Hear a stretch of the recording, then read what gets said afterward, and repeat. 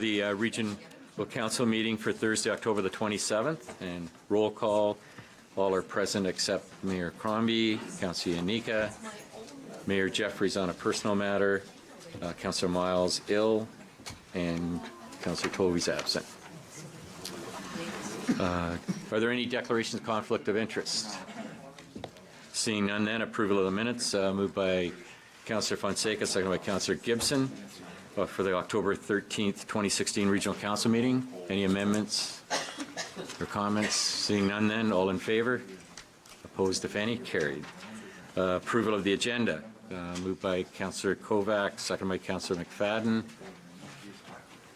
Councillor Sato. Okay. Thank you, Mr. Chairman. I thought this might be an appropriate time as we're approving the agenda to offer again condolences on the passing of your mother. We all feel for you and your family, and you've had quite a few tough weeks.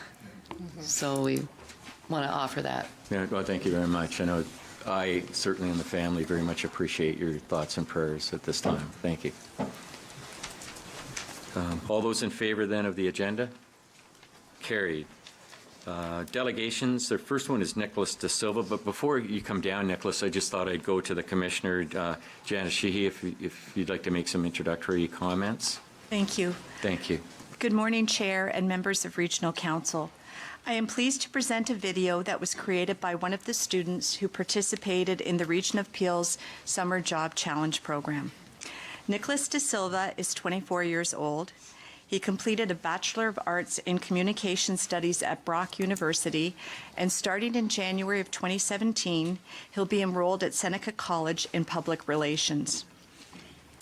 Regardless of his life challenges, including a learning disability, he has managed to pursue his dreams. Nicholas was referred to the Summer Job Challenge program by an employment services worker in the region's Employment Resource Center. He is currently working part-time at Costco to help pay for his school fees.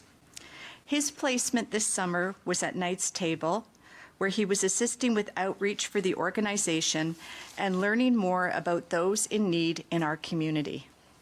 One of his tasks was the creation of this video being used by Knight's Table to encourage donations. Thank you.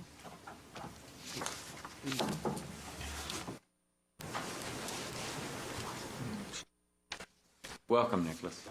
Good morning. Not only was this Summer Job Challenge a great service to the community through the various organizations that work with the Region of Peel, but it was a great means of giving students and youth a variety of skills and experiences. It exposed me personally to many different environments, many different experiences, and it was very beneficial. So I will begin the video. Knight's Table, what they did for me is to give my life back.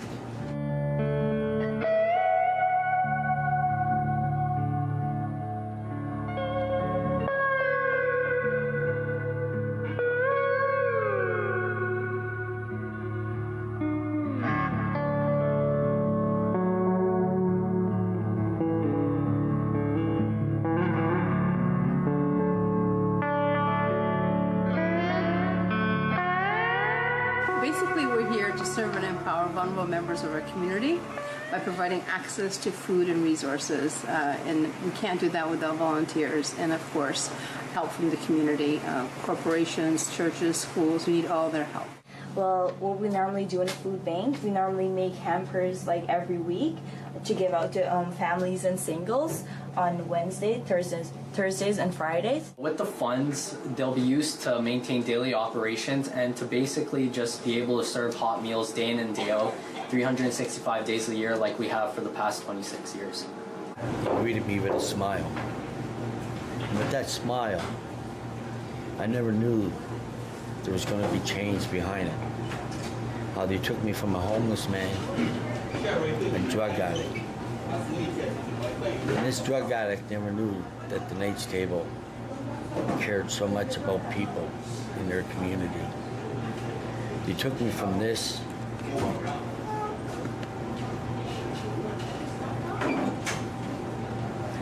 changed me to this. With your kind donations to the Nate's Table, it helps. It helps make people change. It helps feed people. It helps to give people back their self-esteem.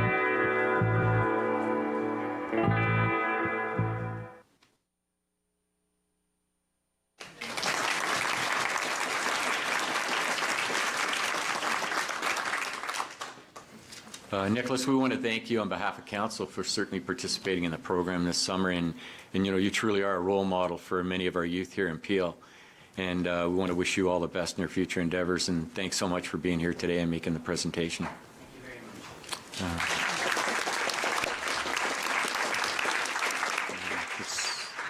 So if Councillor Mahoney and Councillor Innes, if you'd move receipt of the delegation, and we can bring forward also item 6.1, and if you'd move that as well.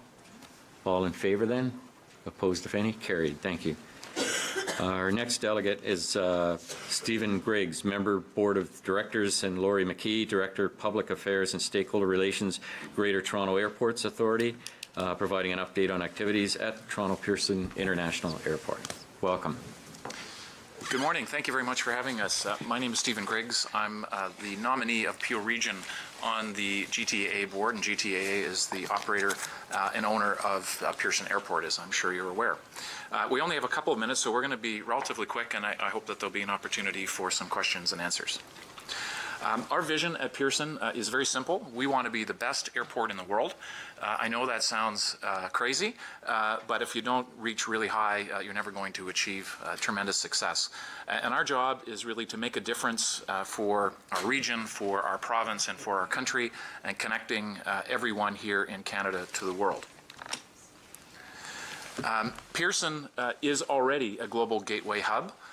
Most people don't know, but Pearson is the second largest airport in North America for inbound international traffic. We're bigger than LaGuardia, LA, etc. Over 120,000 people flow through Pearson on average every single day, and that's 24 hours a day, 7 days a week, and that's over 44 million people per year.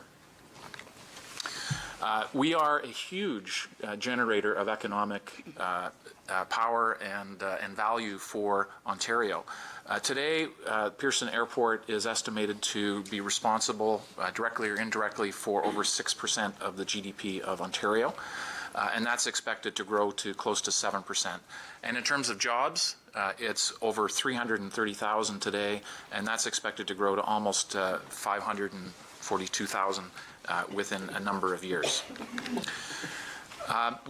That said, Pearson has, we believe, based on studies we've commissioned, has the greatest impact right here in Peel Region. We are a significant driver of economic impact in Peel. There are over 86,000 jobs that are generated by Pearson Airport. And our estimates are that about 62,000 residents of Peel Region have a job that are either generated or facilitated by Pearson. And put that into context, that's about 10%, or 1 in 10 of every person who lives in Peel, who's working in Peel, has something to do directly or indirectly with the airport. Going forward, we, and I'm sure you, see that there's significant and in some cases tremendous growth coming down the pipe for our region. We expect that GDP will hit $1 trillion at 2043. Population is going to continue to grow. The number of passengers, in terms of airline passengers, is going to grow to about 90 million by 2043. And you put that in context, we're at 44 today, so more than a double within a relatively short space of time. And that has resulted in us having a significant focus at Pearson on ground transportation and how people will actually get to the airport. And Laurie's going to talk about that in a moment. We are already a global hub, and which puts us at sort of the pinnacle of airports around the world. We are anticipating that we're going to grow to what's called a mega hub, which is one of the very few in the world which has that kind of a status. And we think that by doing so, we are going to significantly support and stimulate jobs and exports not only for Peel Region, but for all of Ontario, and in fact, really for all of Canada. I'm now going to ask Lori to talk about our Good Neighbor strategy, which I think is very relevant to Peel Region, and also talk further about our ground transportation projects. Great, thank you very much, and good morning. It's nice to be here. As Stephen has highlighted, there's lots of growth that's happening at the airport to support the economy.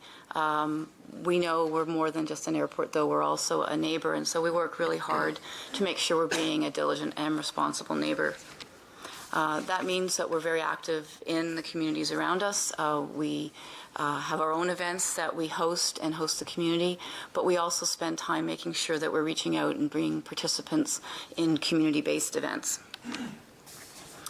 One example is our community investment program. We call it the Propeller Project.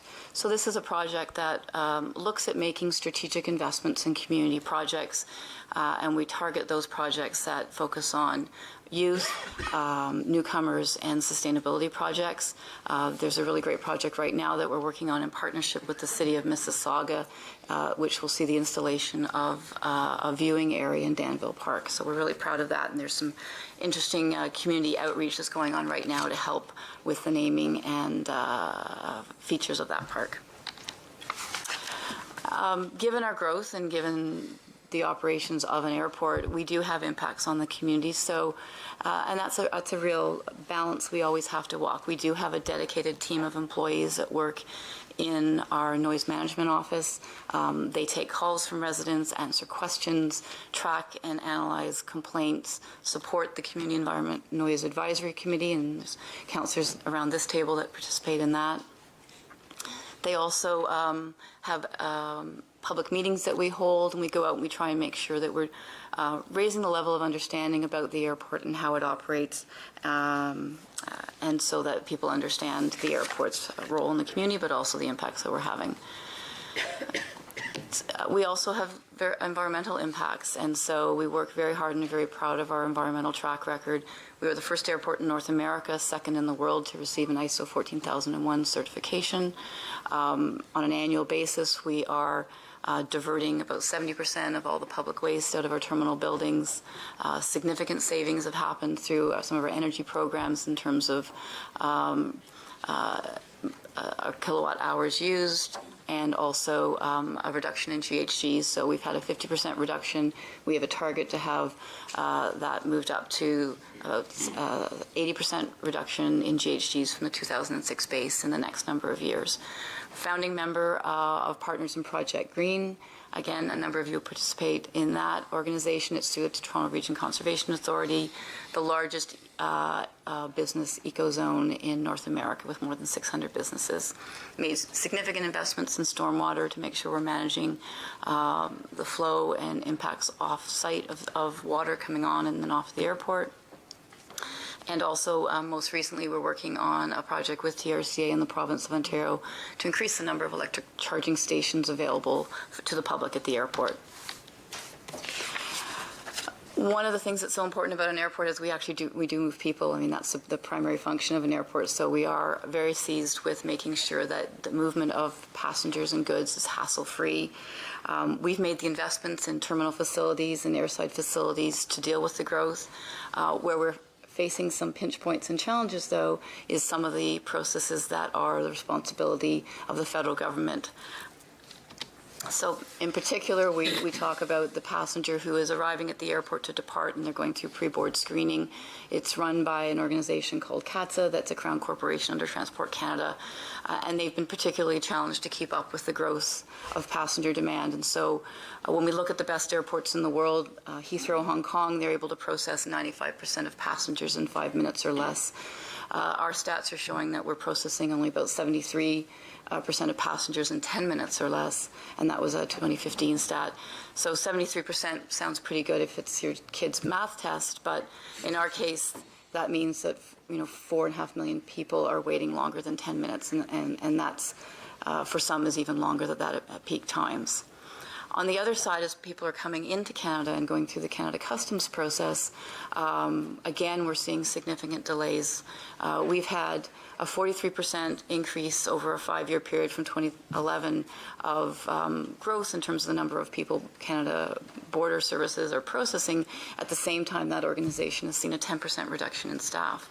So they're doing a yeoman's job with reduced resources, but it really isn't great for the passenger. We've seen almost 1 million passengers waiting longer than 20 minutes or less, which is the standard that they strive towards. And so one of the things we're talking about is speaking to the federal government as they're in their 2017 budget process to try and get additional resources.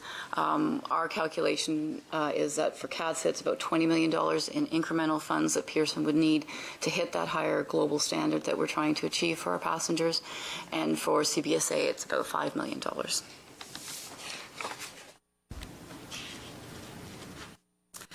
So those are the things we're working on right now to manage growth that we have today, but we're also looking at ways to deal with future growth. So as Stephen mentioned, there's airports across Southern Ontario that are seeing significant growth, including Pearson. We really need to make sure we're protecting Pearson to be the long-haul international airport for this region in Southern Ontario. If you look at this chart, it's showing you that going forward, and this we're talking in a long-term, sort of 20, 30 years out, Southern Ontario will have a demand for about 90 million air travelers, and the capacity of airports across Southern Ontario is to handle about 70. So there's a gap there that if we don't do something collectively to plan for that, then our economy will suffer because that traffic will go elsewhere. So we've started working with other airports in Southern Ontario. This map shows those that we're working with. It's from Windsor to Kingston and up to Simcoe and down to Niagara. Pickering is on there. There is no airport in Pickering, so Transport Canada is sitting at the table with us working because obviously in the long term that may be an option. As I said, it's really about preserving Pearson to be a long-haul international airport and have other airports start to play different roles. Every airport in the system has its own unique governance model, so it's really up to airports individually to determine what role that's the right role for them to play with their own governing bodies and with their own local communities. From a ground transportation perspective, we've worked very hard in the last couple of years trying to talk about the challenge that this area is having in terms of improved ground transportation. The Western GTA is really not well served by public transit. This area around Pearson is the second largest downtown for employees in the country, second only to downtown Toronto. It also has a significant number of highways that carry a lot of goods. We know that there's 1 million car trips every single day that are coming into this area to serve not just the airport, but the lands and the employee base around the airport. And we know from our studies looking ahead that it's only going to get tougher and tougher to get to Pearson. By 2043, the estimate is going to be 25 or 35% increased drive time to get to the airport. So we need to think about how to tackle this. Other airports around the world are doing a much better job than we are in terms of changing the mode share, in terms of the number of folks using public transit. Pearson's mode split is 10%, and that's employees and passengers coming to the airport. But if you look at that list there's airports that are doing 40, 50, and 60%. So we set ourselves a target of hitting 25 to 30% mode split, and I think in a North American context, that's still a pretty high bar for us. As I said, the roads around us are busy and congested, but they're also carrying some of the highest value cargo in the country. And so by working to free up that road system by either moving more people out of their cars and into transit or doing other things to try and move cargo more efficiently, you help to move the economy along. This is what the current ground transportation and public transit connections to Pearson looks like. You can see there's a bit of a hole in the donut here. We do have the Up Express, and we do have a number of bus services that come to the airport, but from a planning perspective, there's still some work to do to make sure Pearson is connected. We've been talking a lot about the development of what we have called a Pearson Hub, or Union Station West, if you will, and it would really provide for some network connectivity, connecting people to jobs that are in this area who have a tough time getting there today, making sure that some neighborhoods that are identified on this chart can really get access to that work that's happening and create a real network that can serve not just the airport, the employment lands around the airport, but have a regional role in terms of making sure people can get past the airport too to get to where they're going to and serve that innovation corridor, Kitchener-Waterloo to Toronto as well. So just in summary, growth is coming. We're seeing it today, and we see it not slowing down. And so we need to continue to do our part in making sure that we're ready to handle that growth. We're very much focused on doing the things to be a good and active and responsible neighbor, focusing on the things in the terminal to keep passengers moving, but also looking at those investments that need to get made outside the airport to make sure that we're better connected. And that's the end of our presentation. We'd be happy to take any of your questions. Yeah, thank you very much. I do have a list of councillors that I'm sure are going to ask some questions. Councillor Groves. Thank you, Mr. Chair. Thank you both for the presentation. Didn't realize that you were doing all that you're doing. I thought you were just an airport. Go there, get on your plane, and off you go. And by the way, it's a beautiful airport, so I think we have one of the best airports here. But the one thing that I wanted to ask you, you did mention all the other things, the economic development and growth and all the environmental stuff you're doing. The one thing I didn't see in there is anything mentioned about air quality, and I don't know if I missed that, but just want to ask, what are you doing to monitor and to deal with air quality? I should have mentioned air quality, so my apologies. Air quality is something that we've taken a hold of, understanding the impacts that we have as well as impacts of around us. And so there is an air quality study that was done a number of years ago. It is on our website. It was recently updated so that we can keep tracking. It's a modeling that looks out. The airport itself isn't a significant contributor to negative air quality. The biggest contributors actually are the 400 series highways around us. But there is a work that we do, and we continue to maintain and update so that we understand what our impacts are. Okay, great. So if I go on your website, I can pull that off. You can, and I'm happy to send it to you directly as well. Okay, that'd be great. Thank you very much. Thank you. Councillor Parrish. Well, I'm going to do a bit of a stroke and poke. This is actually a wonderful day for you to be here. I feel like we're not only... Is that a bad expression? Okay, sorry about that, folks. At my age, I'm allowed to do these things. The airport is more than a neighbor to Malton. You're practically a blood relative, and you have been so super cooperative since I've been elected. We do a lot of projects with you. You're involved in the Canada Day for Malton, and we were involved in the Paul Coffey event, and the Danville Park thing is going to be amazing. I can remember as a kid parking with my dad at the side of the highway watching the planes come in. This is the highest spot I think in Mississauga anyway, and you're contributing $300,000 to put in a viewing platform, which is pretty amazing, and I thank you for that. As far as the comment on air pollution, I'm just picking one road. On Derry Road, we have 11,000 trucks a day. So yeah, they're all going into your airport. They're going into FedEx. They're going into UPS. So they are part of the airport infrastructure, and I think that's where a lot of the pollution's coming from. It's not just the highways and the cars. It's the shipping, which I understand keeps everything rolling. The poke part is there's a sweet deal a lot of people don't know about that Premier Harris did with 5 large airports in Ontario.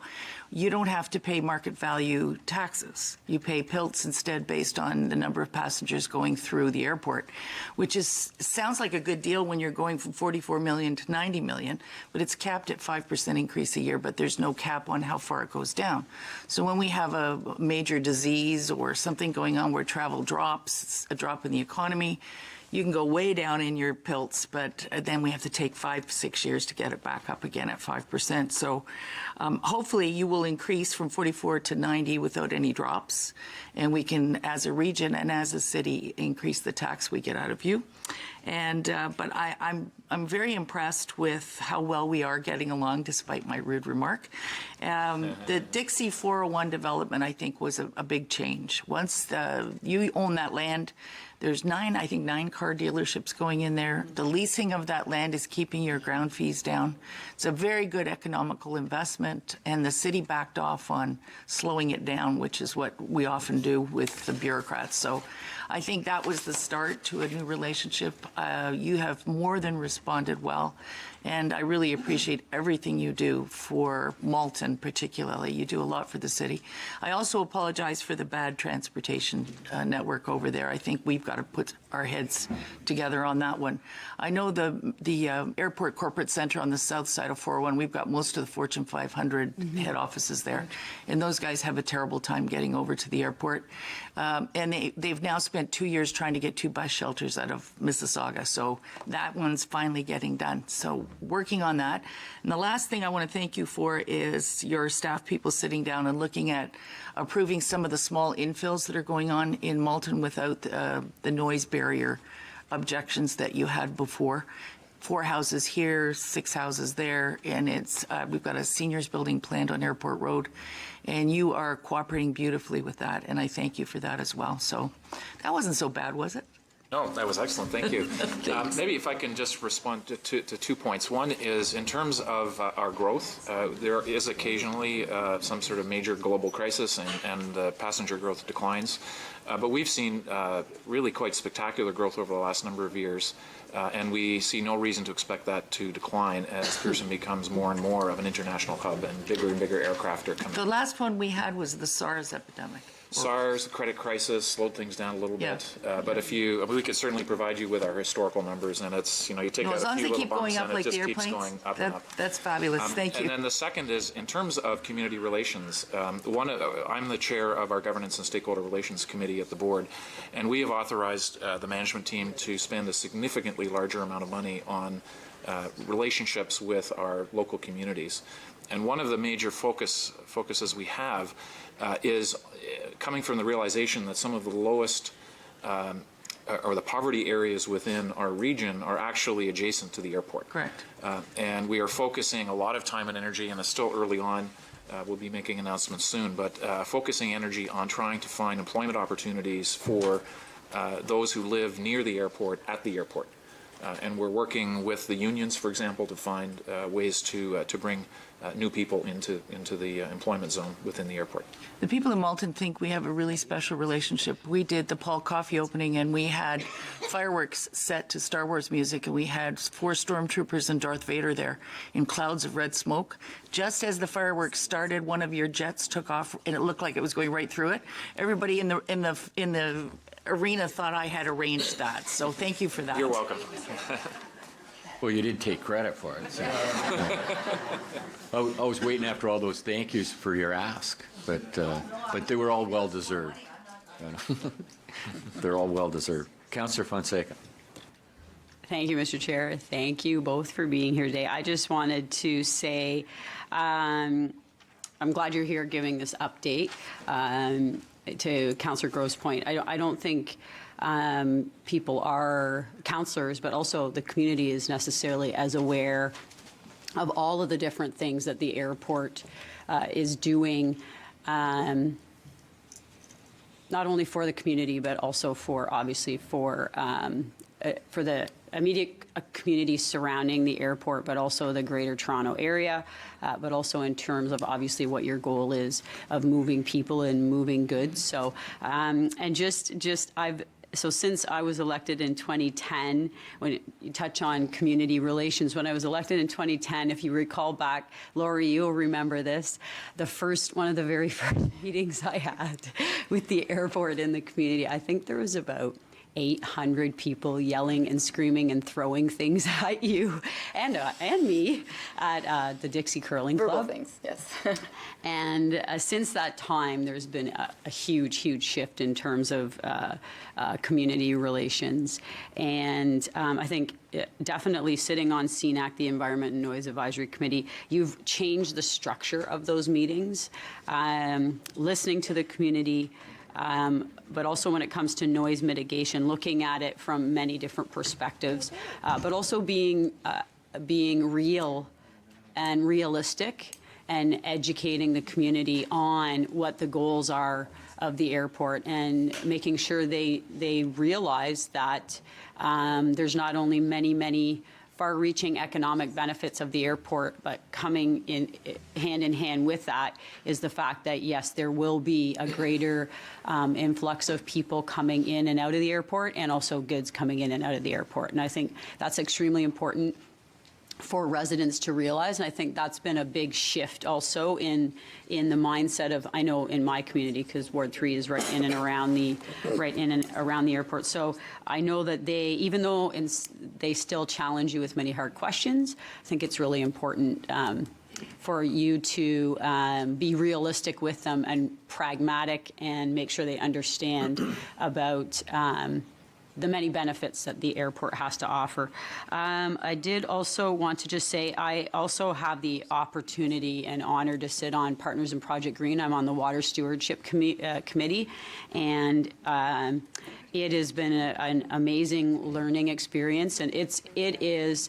I was at a meeting the other day with a number of the different stewardship committee members, and we were with Minister Murray, and it was just talking about the different clusters, economic clusters, and moving those from what has been Partners in Project Green has done in and around the airport to other locations, other hubs in and around the GTA. So this here, businesses, government, community, and different organizations have the opportunity to come together to really work together, both from a local economic and environmental standpoint, but also beyond that. And it's actually also people are noticing, they're aware internationally as well of Partners in Project Green. So I just think kudos to the airport for that. It's wonderful. And I'm glad that you showed, I think this one slide on Pearson Hub, a catalyst of widespread investment, the one about transportation, the ground transportation. I'm glad that you shared that. I think that's extremely important because, as Councillor Parrish was already saying, the ground transportation in and out of the airport, and also those that are employed at the airport, would be great to see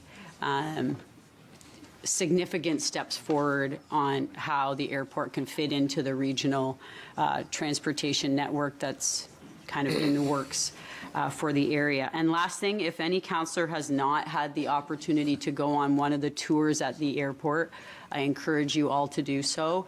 It's another way just to see what the airport is all about from the inside. And there's a number of different tours, whether it's stormwater management, whether it's security, whether it's customer service airside, whether it's baggage. There's many that you've opened your doors to for residents in the community. And I know a lot of councillors have taken that opportunity. So yes, thank you very much. And also maybe we could move 9.4.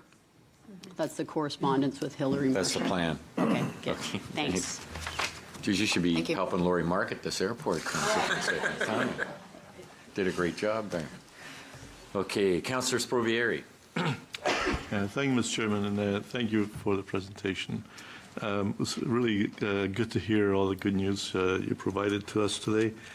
One of the things that nobody talks about anymore recently is the noise problem that used to exist, and thank goodness we don't have that problem anymore, or at least a very minimal problem, because my constituents were always calling me about noise problem going back 10 years ago, 5 years ago, and now I don't get a single call. So obviously you must now have completely transferred to the Chapter 3 type engines, maybe even better, and gotten rid of all the other older technologies.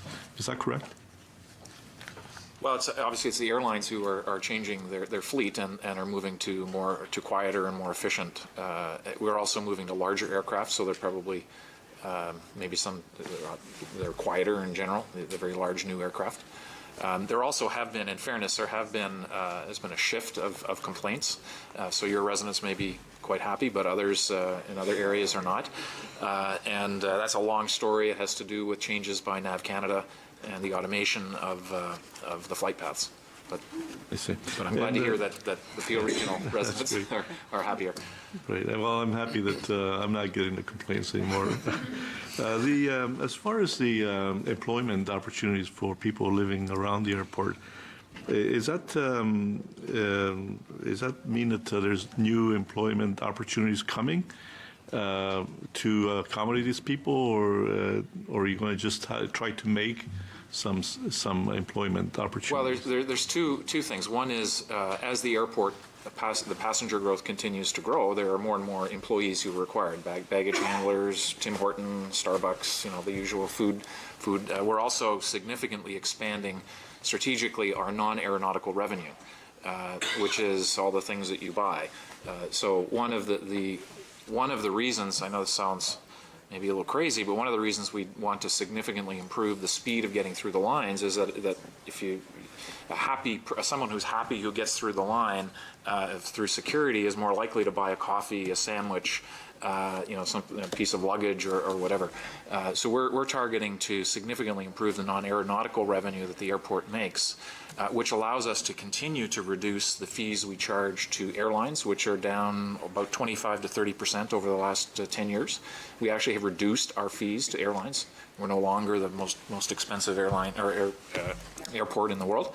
And also, over time, the ability to reduce the fees charged directly to airline passengers. Oh, great. That's good news. Thank you very much. Thank you, Mr. Chairman. Mayor Crombie. Good morning, Stephen. Good morning, Lori. Thank you for joining us this morning. Sorry, I was running late this morning. I had another previous appointment, so I missed the totality of your deputation. But I just want to comment on the airport being a significant draw for employment, an employment hub in itself. You have over 40,000 people who actually work at the airport. You're a little city unto yourself, but you're also a catalyst for driving employment in and around. I think 350,000 jobs in and around the airport area. So my question is, we need better transit to the airport and around the airport. So I know we positioned ourselves as the Union Station to the west, and I wonder where our plans are for our transit hub at Union Station, if you might want to speak to that. Secondly, I think we all read in the news this week that the federal government's thinking of selling off the airports, and wondered if there actually had been conversations and what you might know about the actual potential of that. And then thirdly, my pet peeves is the duty-free on landing. Where are you with that?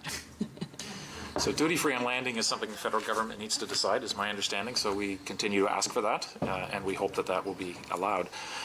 In terms of the idea of Union Station West or Pearson Station, that's really something that this council and other councils and Metrolinx can really help us with. We are proceeding with the assumption that we will at Pearson build a multimodal terminal, and we are the early stages of the design of it. The reality is until we get one or more lines coming in, which is still many years off, we think, we're not going to proceed with construction. But we think that is going to be an important part of the long-term future of the airport.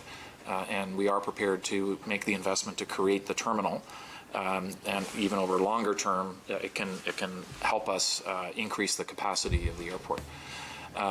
So we're really waiting for municipal and provincial governments and the federal government to fund the extensions of the lines. It's really crazy if you look at a map and you see Pearson has been completely ignored. It's the natural hub for transportation in the west end of the GTA. And there's very, very little. There's a few buses that come in. We've significantly improved the experience. I'm not sure if you've ever taken a bus to or from Pearson. But it used to, what's still down in the lower level, it was dingy, miserable, and it's now as nice as it can be. And we've spent a reasonable amount of money to improve that. And do you have funding set aside to facilitate the building of that transit hub? Well, I wouldn't say we've actually set it aside. We're not. We're a private entity, so we can easily borrow funds. So you're waiting for government? It is in our long-term capital plans, but it's not technically set aside. But we feel that as a board that creating a transportation hub at Pearson is a very important part of our longer-term strategy, and we're very committed to it. And where are we with sale of airports? Sale of the airport, you probably all read that the federal government is looking at ways to so-called recycle its infrastructure. Airports are, in fact, one of the few significant revenue generators that the federal government has that they can potentially sell. Some airports in Canada have been very negative. You may have seen an article a couple of days ago by some airport CEOs. Our view at Pearson is that we are an agency indirectly of the federal government, and that we should be helping the government to the extent that we can. We are doing our own work as a board. We do have fiduciary obligations as a board, and we're trying to come up with different alternatives. One thing to keep in mind is that the major airports in Canada are already privatized. The federal government and other governments are net beneficiaries. We pay $120 million a year of rent to the federal government, and that grows. It's essentially a 12% tax on all revenue at the airport, and that will continue to rise as our revenues increase. So we are privatized. We operate as a commercial business. We have an excellent board made up of people who have a wide variety of experience. I'm in the investment business, as an example. It's hard to see how much more money could be generated by a private operator from what we are doing. However, it ultimately is a decision of the federal government, and we will be supportive of whatever decision is made. Of course. Yeah. Okay, and no duty free. We hope. Do you have an answer on that, Lori? Well, duty-free is non-aeronautical revenue, so one of the things we're trying to talk to the government about is how can we get policy changes to support increasing non-aeronautical revenues, because that does help offset the cost of flying. We have put forward in the pre-budget process for the federal 2017 budget, again, an ask for arrivals duty-free, so that would allow you to buy duty-free products when you arrive in Canada. And that's something that 55 countries in the world have accepted as the right approach. It's something that Canada has not moved on yet, but we're hoping that they will. Thanks to you both. Thanks. Thank you. Councillor Starr. Yeah, thank you for coming in, and it's good to get all the information. I think one of the most telling slides is the 2015 security customs screening, etc. I think that's atrocious. I think it's terrible. I mean, now, I had a friend come in and who was leaving, I guess, outbound, and I got a text back saying it took them 25 minutes to get through. And he says, is this normal? I said, well, I've got caught in the same type of lines. And, what's the reason? How can Hong Kong get people through in 5 minutes? Well, I think it's obviously a complicated business, and it's tied up with global security issues. But I think fundamentally it's two things. One, it's a lack of funding for people. I mean, you just need all the lines open most of the time. And secondly, it's a need for better technology. And there are some improvements which will be rolled out very shortly, I think. Q1 next year. In Q1 next year, which will, we believe, significantly improve the productivity of the employees. So just to give you a very simple example, someone's staring at a computer screen as your bag goes through, and it goes back and forth and back and forth. That slows everything down, though that review of the bag will be done remotely. So it won't need to be going back and forth. So there are some improvements coming through. On the customs side, coming into Canada, you may have seen a significant investment in new technologies, so people don't necessarily have to actually go to the customs officer, as we've done in the past. The U.S. Customs we've invested heavily in that, as is the American government, to improve efficiency. So it's one of those things that's not within our control, but there are certain things that we can do to try to improve the efficiencies. So from our side, I mean, what can we do? I mean, this is Peel, and the effect it has on Peel overall and our reputation, etc. I think it affects us, and I don't know if it's worthwhile maybe suggesting a letter from the chair or whatever after seeing some of these numbers. I mean, that's That's unacceptable. I mean, when we're comparing ourselves to our peer group all over the world, and it appears from what I see here, whether it's Heathrow, Hong Kong, De Gaulle, whatever, I mean, is there a listing of where we are? I mean, comparative chart? I'm sure we could produce that. I haven't seen that, but it clearly is unacceptable. There's no question about that, and it is something that the federal government needs to deal with, and it's a very complicated issue. It's not money is a big part of it. I think there's the whole structure of CATSA is questionable. It used to be that airports did the security screening, so why can't airports go back to doing the screening? Well, as you grow, this is going to get worse. Absolutely, it's not going to get better. That's right. It is a major focus of the airport. And we all say, "Oh, rah, rah, rah! We're going to grow, and we're going to grow to, double the number of passengers." Well, if we're going to make people wait 2 hours in line, is that acceptable? I don't think so. So I don't know, Mr. Chair. I think maybe even working with the GTAA, you can come up with something to indicate our concern that this is something we have to look at. And if it's the federal government, you're saying it, maybe you're coaching it. Is the federal government's responsibility to look after this part of it? Yes. It is, and Minister Garneau, who's the transport minister, he's aware of the problems. There was a report that came out early this year on the CTA review, Canadian Transportation Act. And so his office and this government is seized with looking at how to tackle the issue of better funding CATSA to meet the demand. And on the other side of sort of the customs piece, that would be Minister Goodale, who's looking at that. So there are definitely there's definitely work underway to try and figure out how to tackle it. And I think a letter from council to Minister Garneau would be very welcome. I think he'd probably see that as helpful. Last question. Does Minister Garneau go through the line? Yes, I think one of the good news is, as I think, and Mayor Crombie, you know, as a former MP, some of the biggest travelers we have are the MPs who are traveling back and forth. So they often are the biggest source of complaints in terms of how they're treated. Well, they probably go through the special line with their net. The secret is to get a Nexus card. Oh, I see. That's probably automatic. But what you're trying to do is have the best service possible for most of the people, and most people are, and the business travelers. If you're asking them to start lining up longer and longer, that's productivity time. That's money. That's real money. And I just think that we should do our part, Mr. Chairman, and we'll do whatever we can. Councillor Starr, you've raised an excellent point, and I certainly take that as direction, and will undertake to send a letter off to the minister. Thank you. Thank you. Councillor Miles. Thank you very much for being here. Excuse my voice this morning.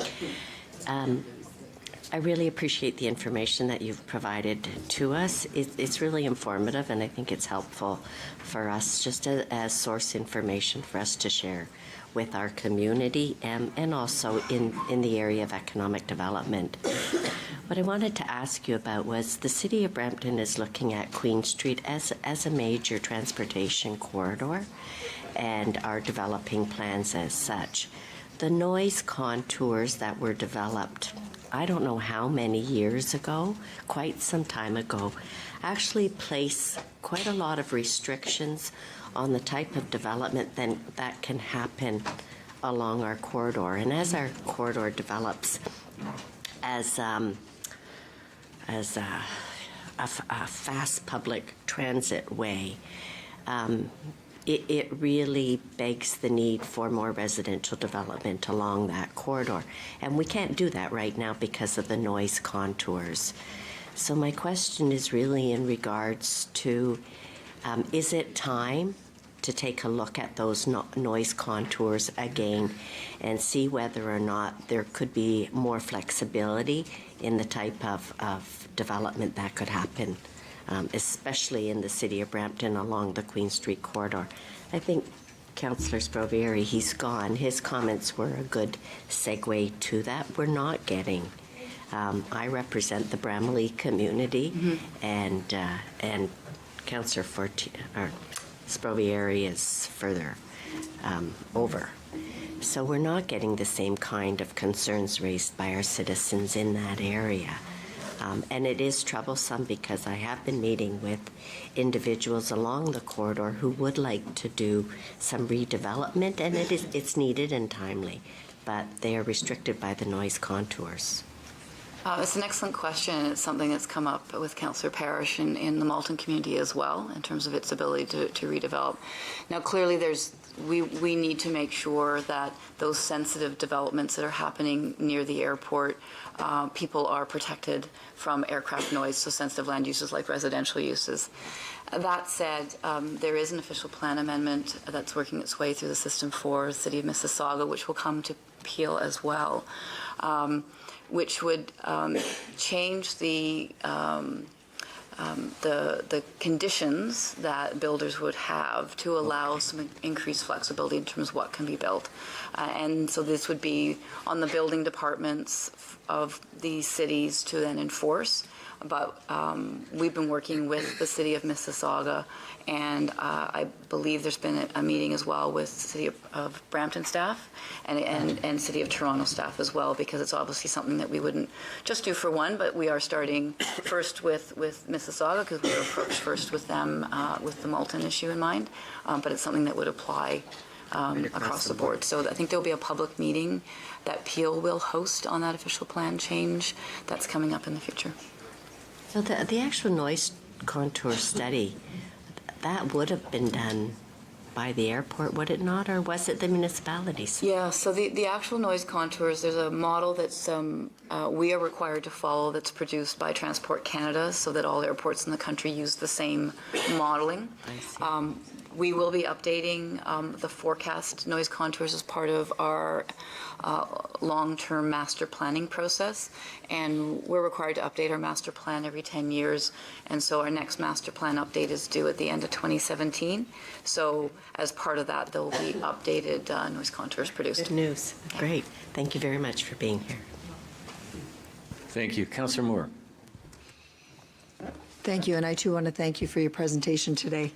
It's interesting that you've acknowledged that sometimes you solve one problem, but you create problems in for other areas. I actually have a callback request on my desk from a resident who from time to time contacts my office because the flight path gets adjusted in such a way that he finds it necessary to call. So, and so I knew you were coming here today, so I thought I'd wait until after your presentation. I'm glad I did, and I'll call him back. But you know, it's great that you're a good neighbor within the radius of the airport itself. But there are the perimeter communities that get impacted when you shift the flight path one direction. I was just had a little sidebar with Councillor Medeiros, who is, you know, at one time his community very much impacted by it. And I just said, are you still getting phone calls?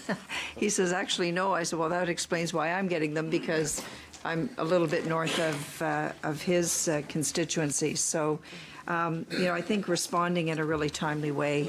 I think part of the frustration for this resident and why he contacts is that he feels he's not getting perhaps the kind of action or sympathy that he's looking for. Well, we could certainly provide sympathy.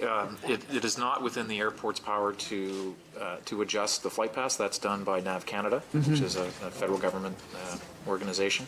And it's NAV Canada, I think, has been pushed and prodded quite significantly recently by numbers, and we've been doing our fair share of that as well. Yeah. The other improvements are helping in terms of the airlines. I want to raise, I have a question in terms of the screening, and you've sort of compared us to international. How are we doing with our peers across Canada? So when we talk about the screening times, you know, they're not very favorable, certainly within the Toronto Pearson context, but how are we compared? Yeah, I think it's probably fair to say that other large airports like Pearson, so Montreal, Calgary, Vancouver, They're all suffering from a lack of resources because it's a Crown corporation that provides the screening service at So all it's a airports. chronic underinvestment. It is. Now, at smaller airports where you don't have the same number of flights and you've got a CATSA, staff that sort of deal with a flight and then they've got some downtime, it's probably a different situation. But at the hubs where the downtime is very minimal and the peaks are huge, we're seeing the most challenge by it. And the last comment I want to make is certainly part of the whole flying experience is, from the screening at when you enter, but it's also the luggage retrieval. And your presentation doesn't speak to that today, but, I know on more than one occasion we've had our luggage FedEx to our home the next day. So I don't know whether the frequency of that has changed over the years. Mine always seems to be the last one out. It is getting better, and Lori, I'm sure we'll have the numbers, but just so you understand, the airport provides a baggage handling system that ultimately spits the bags out, and you see them coming up, and you just dream that it's yours. It takes a matter of seconds from when the airlines put the bag into our system for it to get up to you. So the challenge has been for the airlines to have enough staff to be able to unload the aircraft and get it onto our system quickly. So it's not something that the airport itself, there's not much more we can do. That said, we as a board, we've done two significant things. One is we said to our management team, we know it's not within your direct control, but we don't care how you do it, fix it. And that's a significant component of their annual compensation, their bonuses. Okay. The second is we have entered into long-term agreements with our two major airlines, and a component of that is incentives for them to improve baggage efficiency and timing. Perfect. So I think it has improved, and we hope that it will continue to do so, and it is something that we all focus on. Okay. I'm going to assume you keep those same kinds of statistics where you talk about the 10 minutes, 20, 30. We track everything. What's it? Okay. Yeah. Thank you. Thank you very much. Dr. DeVella, did you have a comment you wanted to make? I do. Thank you, Mr. Chair. Through you, I just thought it might be helpful to add a little extra detail in respect of the issue around air quality. Council made March of this year on the issue of the GTAA air quality modeling study and human health risk assessment. And just in order to provide, again, the specifics of that which that study found, it did find that less than 8% of pollutant emissions were directly attributable to airport operations, and most of those were confined to the airport property. And this is within a 7.5-kilometer radius of the airport. And if I can just further emphasize that which Ms. McKee said, the vast majority of the pollutant emissions are in fact associated with heavy volumes of circulating traffic on the major area highways around the airport. So with that in mind, I think it's important that, one, I would encourage very strongly from a public health point of view, all efforts that are being made by the GTAA in respect of increasing the proportion of passengers that are actually making use of public transit to and from the airport. So applaud you for whatever efforts you're already undertaking, and would encourage and am happy to support in any way we can what you're doing in that regard. Yeah, thank you for that Mr. Chair. information. Councillor Moore. My apologies. I forgot to, actually, my first question I forgot to ask. I'm sure we've all had the experience around the table, because we live so close to the airport. We're going to pick up somebody. They phone us or send us a text when they land. We drive out there, and we end up driving around the airport, because if you park anywhere in there, you've got security that are moving you along. And so, we all find our favorite sort of establishment along Airport or Dixon Road to sort of park. And I'm sure the companies that are along there are a little frustrated by that as well. I think it is a reality. And I think that as you look at the further development of the airport, you need to look at some satellite parking for people to come who are picking people up at the airport. Because it's not realistic to expect that the private sector out on the street are going to continue to be tolerant of us doing that. And it costs money to have a security guard or the police or whoever it is that's doing you, moving you along, move you along. I guess there's two answers to that. One is we do have Well, you want us to use public transit. Well, we do have a cell phone lot. Public transit would be good. We do have a cell phone lot. It's not the easiest to get to, and I think the signage could be improved, but that is something that many people use. The second is we do have various parking options. The most expensive is a very short walk. But I know personally, when I pick people up, I tend to just go and park, and it's $5 or something. It's not the end of the world, and it's a nice, easy way. We do have our value lot as well, which you can take the little train to either of the two terminals. I know, but you know what? I'm sorry. I hear you, but the reality is I get the phone call. I'm at pillar number 32, right. And I swing around and pick them up. And I honestly didn't know you had a cell lot. Anyway, and the cell phone lot, actually, it's designed exactly for the person like you who isn't going to go in the parking garage. So you can go to the cell phone lot, you can stay there for free, you can wait for the call from whoever it is you're picking up, and then leave from there. I can tell you, I honestly didn't know you had it, have never seen a sign for it, never been in it. And so if it is something that's Send us more available, information and on I've it. been moved along by security or whoever it is that pulls along, and you would think that they would at least direct me to. So what do? I just keep driving around. So I wanted to talk about emissions and whatnot. There's a whole lot of it that's happening just from that, folks doing that. Thank you. Well, if you've learned anything, now you know a new place to park. I do. I just have to find That's it. great.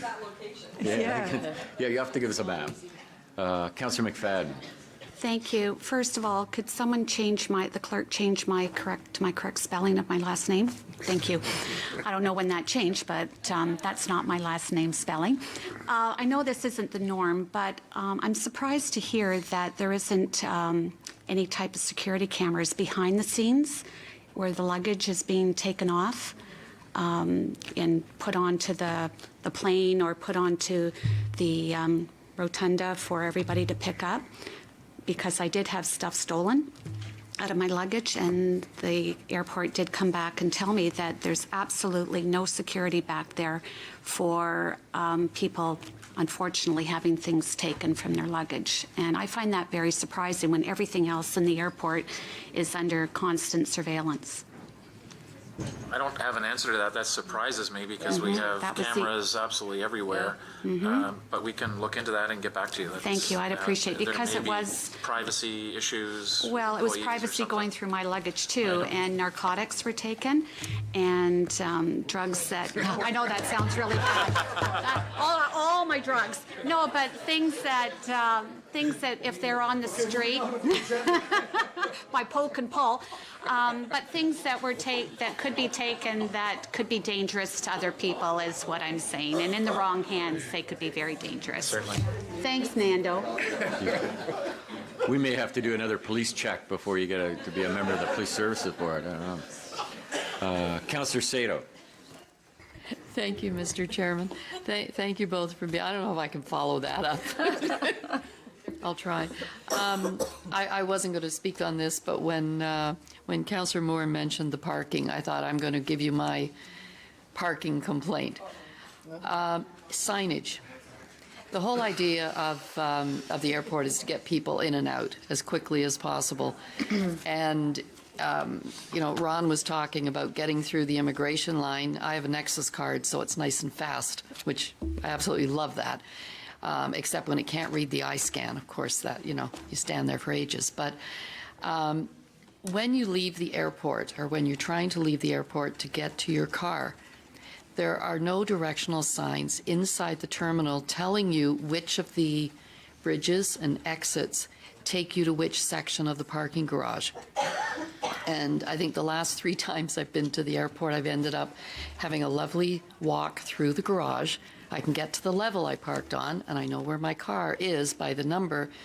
But the last time we were at the airport, we got in at midnight, and ended up, of course, taking the wrong exit across to the garage and had to walk through this nice empty parking garage.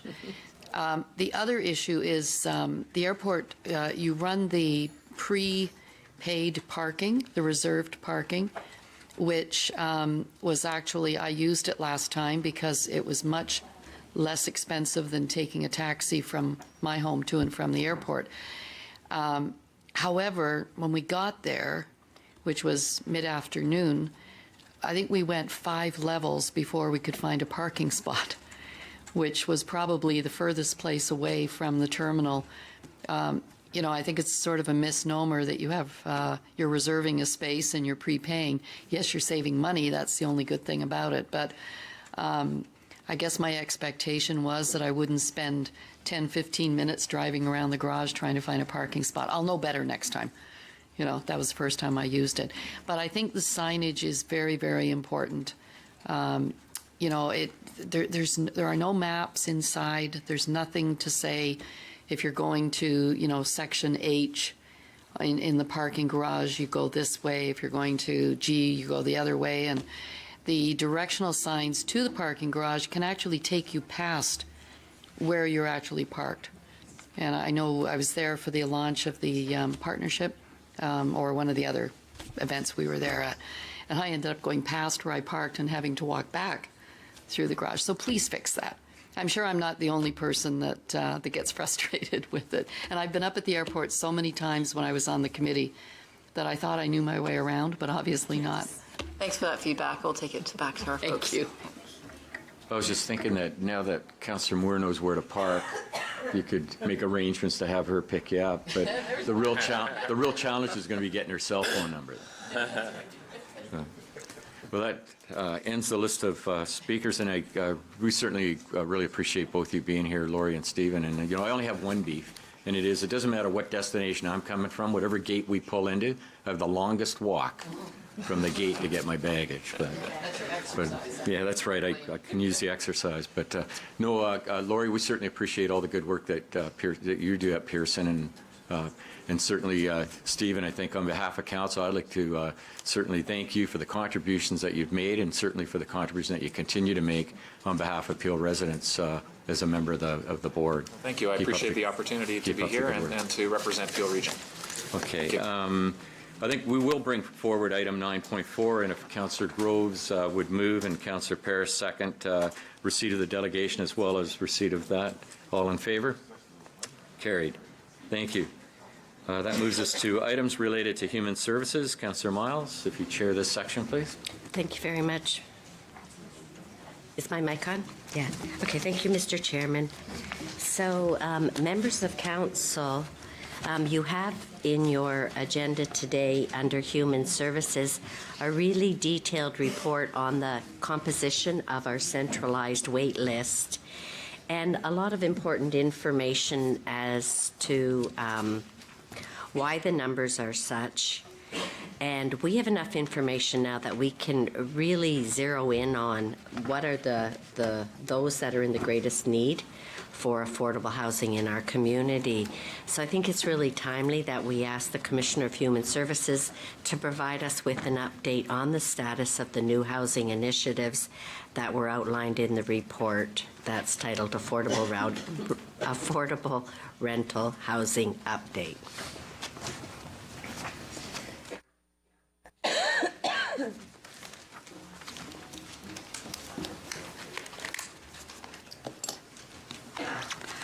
Good morning, Chair and members of Regional Council. In November of 2013, Regional Council approved Peel's 10-year housing and homelessness plan. This plan is a community strategy focused on integrating housing and homelessness service systems in Peel. It was developed with the community, for the community, and it provides a single focus on improving housing options and availability. It is timely for me today to give an update to Council to accompany our report that provides a detailed analysis of the composition of the centralized wait list. This is the first step in determining where the need exists, and I'll be back to council in early 2017 with proposed policy changes that, if implemented, will help us focus our resources on those who have the greatest need. The new investment framework has been guided by Council's emphasis on the term of Council priority, increase affordable housing. New funding of $82 million has been added, consisting of $25 million from the new Federal Provincial Social Infrastructure Fund, $50 million from the General Working Fund, and by 2018, an annual contribution of $9 million using funding made available from the Ontario Works benefit upload. The investment plan is heavily influenced by the tight timeframes and strict guidelines that are imposed on us from other levels of government related to the funding that they provide. The investment plan will enable us to provide additional capital financial incentives over and above the $150,000 per unit provided through the Investment in Affordable Housing and Social Infrastructure Fund. Will include annual funding that will help us to provide subsidies to reach clients on the wait list that require deeper levels of affordability, and will increase affordable housing options to reduce an applicant's time on the centralized wait list. As a recap, Peel has made progress in addressing affordable housing needs. Between 2009 and 2012, a total of 387 units were created, largely focused on the needs of seniors. 227 of these units, or 59%, resulted in people being placed from the centralized wait list.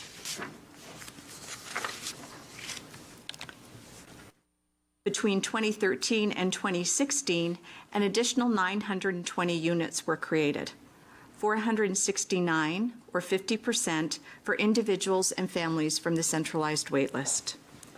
Included in these numbers are 205 units in the Hanson Project, which is owned and operated by Supportive Housing in Peel. I'm very pleased to say they have received their occupancy permit effective October 19th and will begin to rent up the building over the next 2 to 3 months. In addition, the Mayfield West Seniors Project is on the agenda today for approval, and that will result in an additional 60 units. In total, since 2009, 1,367 new units have been created, of which 51% have resulted in placements for individuals or families from the wait list. You may recall in August, we went out with a market-sounding expression of interest document and had 21 respondents.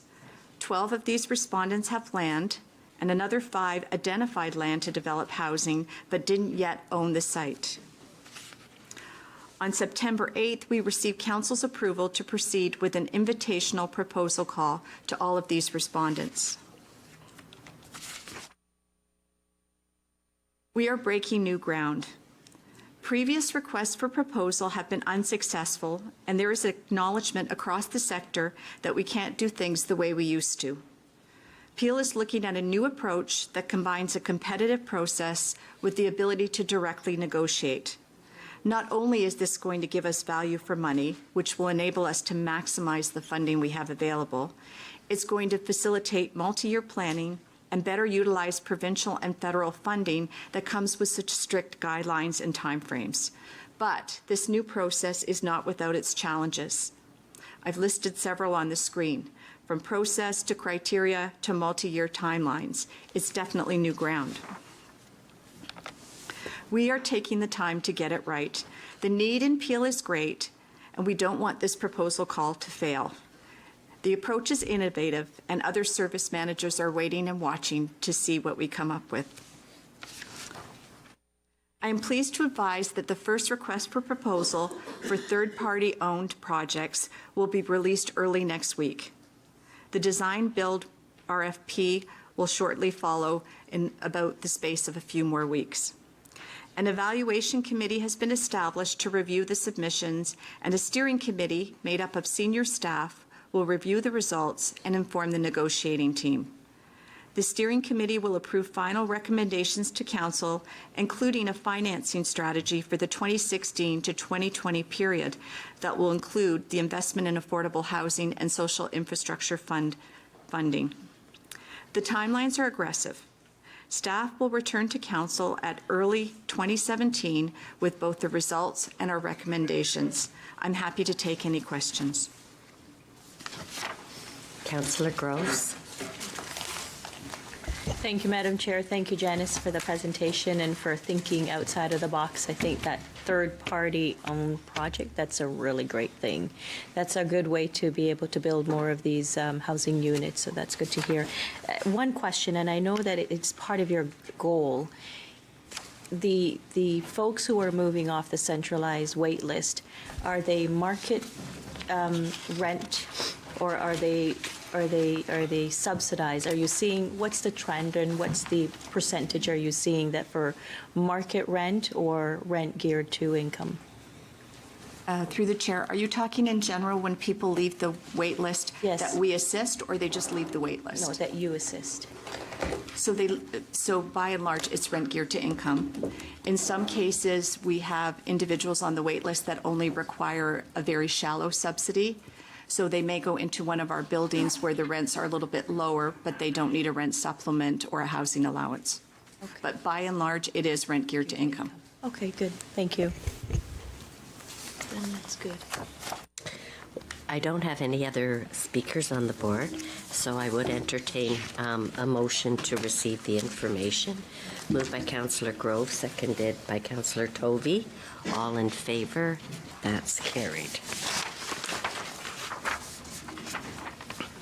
So then we move to items of communications, and there is a letter here from Chris Ballard, the Minister of Housing. Councillor Miles? Sorry. There's 6.4, the report at 6.4. It's a recommendation Okay. report, requires a vote, sorry. Sorry about that. I'm showing it as in my in-camera agenda. So obviously that's not correct. Not your fault, sorry. Okay, so you do have a report then on the Mayfield West Seniors Apartment Building. There is a recommendation which will allow us to recover funds from other levels of government. Could I have a motion to approve the recommendation? Councillor Thompson.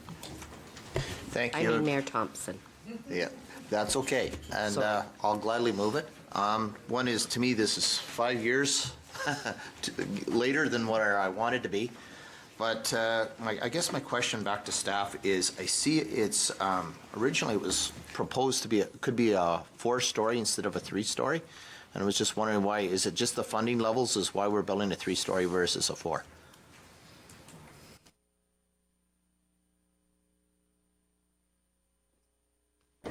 Through the chair, staff are telling me that there were height limitations put on this building. Okay, because I had worked to make sure that was exempt years back. But I'm just saying, like, I don't want to slow it up. We need it. But I wish I had known, because I know with the airport and everything, we could get 4 stories in. That was what we were trying to get maximum levels, so. That's basically what I wanted to know. But thank you very much. And to me, the good news is it's next spring, and I know Councillor Downey's been working on this. But this is a good news story that's been taking a while to get here, so thank you. Okay, so a motion by Councillor Downey, seconded by Mayor Thompson. All in favor? That's carried. And then we're moving on to the item of communications. Could I have a motion to receive items of communications? Moved by Councillor Moore, seconded by Councillor McFadden. All in favor? That's carried. Thank you very much. Back to you, Mr. Chair. Oh, sorry, Mayor Crombie. Thank you, Chair. I apologize. I was a little late this morning with the previous meeting. I did have a question to Janice Sheehy. I don't know if a question was asked or we just moved the report, but I must say I was disappointed to see on the job challenge the numbers reduced from 150 summer jobs to 100. To say, was that a cost-saving measure? Because we want our youth to have summer employment and internships, and I was disappointed to see the numbers. Through the chair, it was a very interesting experience increasing the levels from 100 to 150. Many of the students required extremely intensive support in order to be successful, and it was very challenging for the staff to be able to handle that level of support. I'll give you an example. There were even students where we had to take them to buy them shoes because the shoes they were wearing were not appropriate for work or were not in a good condition. So a lot of support in terms of basic life skills. If we wanted to keep the levels at 150, we would probably have to ask for more resources in terms of staffing. Is that a possibility? I'd like to get our youth as many opportunities as possible, especially if it's a budget issue. We could bring. Go. Yeah. Mr. Swark? We can include it in the budget for discussion. If we could. The budget's ready. I see the CFO is shooting daggers at me, but Well, it's not a significant amount of money. no, we can certainly. I mean, for 50 more youth to get this experience was very valuable. Depending on the amount, if we could have that discussion at budget time, we don't have to pass it here now. But Yeah, we'll include that in the budget for discussion by council. thank you. So I would ask then to the clerk, would you like this in the form of a motion? We can take that as direction. Okay, Thank you. Yes, thank you for allowing me the opportunity. No problem. Thank you. Back to you, Mr. Chairman. Thank you. That brings us to items related to enterprise programs and services. Councillor Fonseca, if you chair that section, please. Thank you, Mr. Chair. Item 8.1 is Clean Water and Wastewater Fund. It's a list of projects. You'll see them in Appendix 1 to be approved and submitted to the federal government as part of the Clean Water and Wastewater Fund application. Councillor Toby. Thank you very much through you, Madam Chair. Just wondering if I could ask the Commissioner, it's over $140 million worth of projects. What are our chances of, what do you think our chances are? Through the chair, I think, maybe I'll take this one, Dan. I think from a funding perspective, what we've been hearing from my colleagues across the province and what the province has been talking about, they've been very receptive to the applications that have come in previously in sort of the first wave that was announced by the federal and provincial governments. So we're optimistic that what we've got in here will be approved on the basis that they have to be shovel ready and start in the ground as quickly as possible. It's very hard to change out projects at the last minute, but I know in Dan's group they have identified other works that they could swap out should some of these ones not be approved. Okay, great. Thank you very much. Would you like to move it, Councillor Toby? Okay, moved by Councillor Toby, seconded by Mayor Crombie. All in favor? Any opposed? Carried. Thank you. Item 8.2 is for information. It's an infrastructure funding update. Seeing no questions, moved by Councillor Grove, seconded by Councillor Moore. All in favor? Any opposed? Carried. Item 8.3 is a report of Audit and Risk Committee for October 6th. No questions, moved by Mayor Thompson, seconded by Councillor Ross. All in favor? Any opposed? Carried. Item 8.4 is a report from the regional clerk regarding a public meeting held on October 13th to inform the public and obtain input with respect to a proposed Region of Peel Official Plan Amendment 27. It's for information. Seeing no questions, moved by Councillor Paleshi, seconded by Mayor Thompson. All in favor? Any opposed? Carried. And moving on to items of communication. 9.1 is from Kathy Stranks. It's receipt. It's with regards to the wetlands.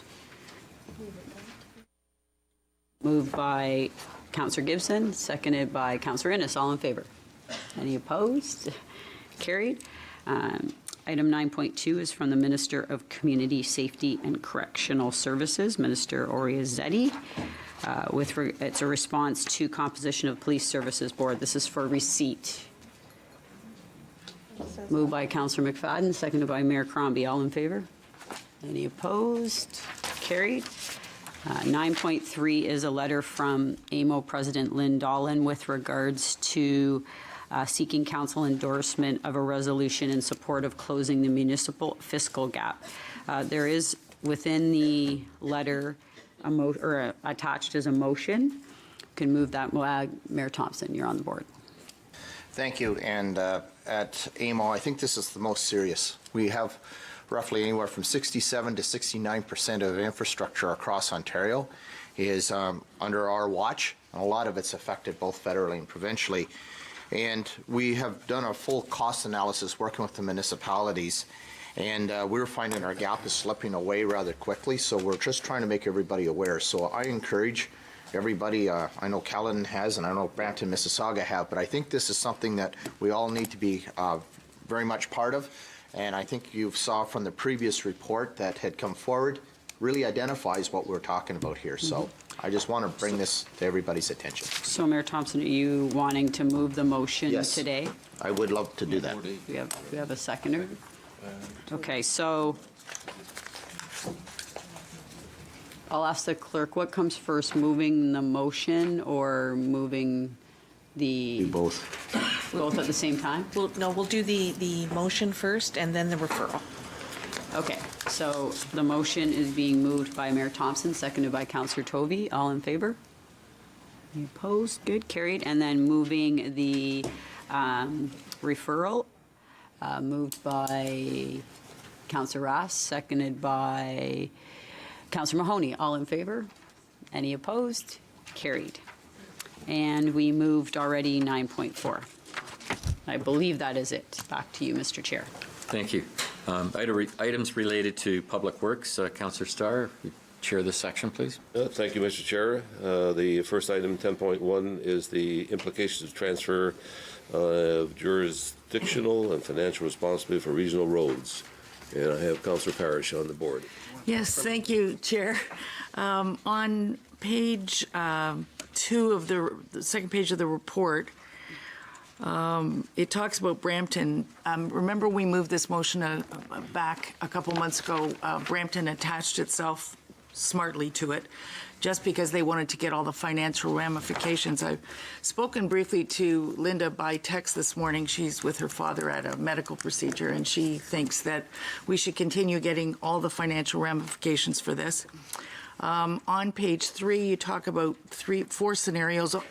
2, 3, and 4 are good with Mississauga. 1 is not, and that's where the region continues judicial ownership. We are very much committed, if the finances work, to taking back the half dozen regional roads that we have in our system, more for efficiency than anything else. And again, we commit that we won't change the amount of money going into the region to assist with Brampton and Caledon roads.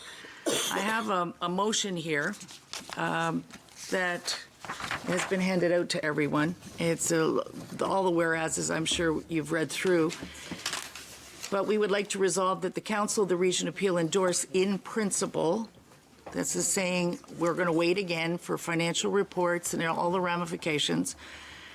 The transfer of ownership and jurisdictional responsibility of regional arterial roads to the City of Mississauga, and authority be given to region staff to model the costs and negotiate the terms involved with this transfer with the City of Mississauga staff, and report back to Regional Council for approval within 90 days. The negotiation is to address the transfer of infrastructure, the division of services offered by each level of government, appropriate staffing transfers, and the financial implications. One of the things we discussed at Mississauga Council yesterday was we seem to be having a lot of difficulty getting into the complexities of apportionment of money and apportionment of staff and all the rest of it. So we wanted to make sure everybody at Regional Council understands that we are very committed. Our staff is very committed. We are all very committed to transferring the management of these roads back to within our own bailiwick. And it's more for convenience, it's more for efficiency, it's more for public service than it is the money issue. But we're not foolish. We would like to know exactly what the financial ramifications are.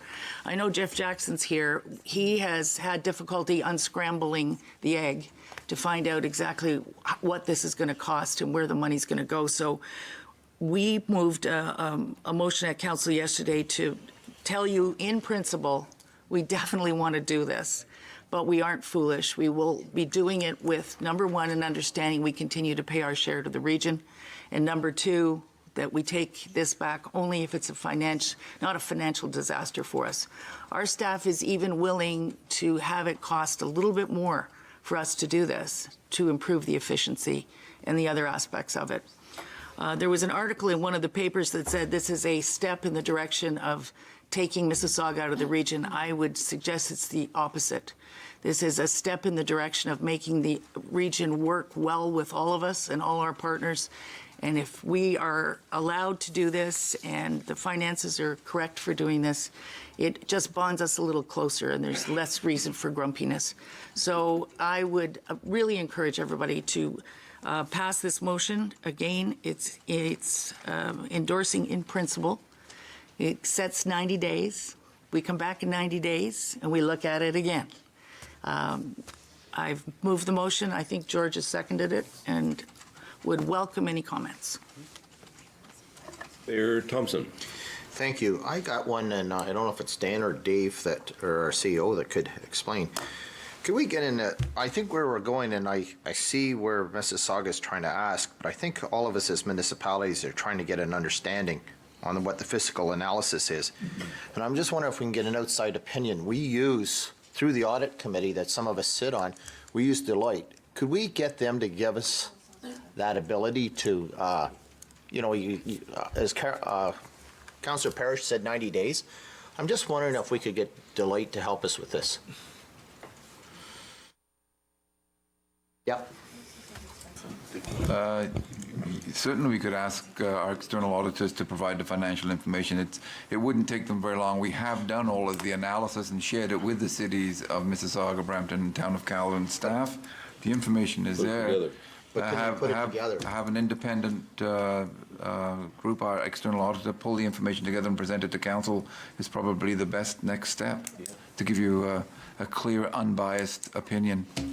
If I might comment, the city manager for Mississauga did broach this subject yesterday and suggested that this was a proposal that we would have no objection.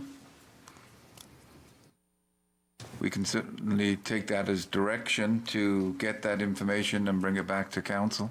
Jeff is here. Can I ask him just to confirm if it would be okay?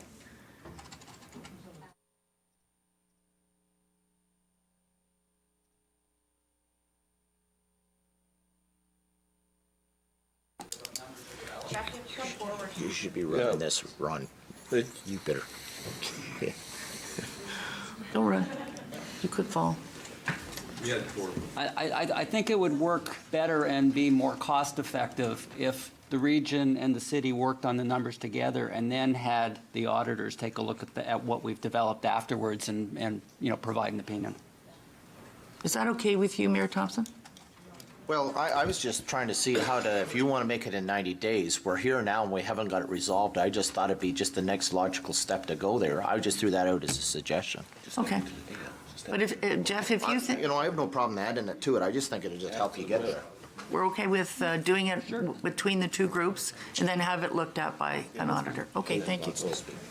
Maybe we could have David interject here. Yeah, with all due respect to my colleague from Mississauga, we have been pushing these numbers back and forth between the organizations for about 7 or 8 years now.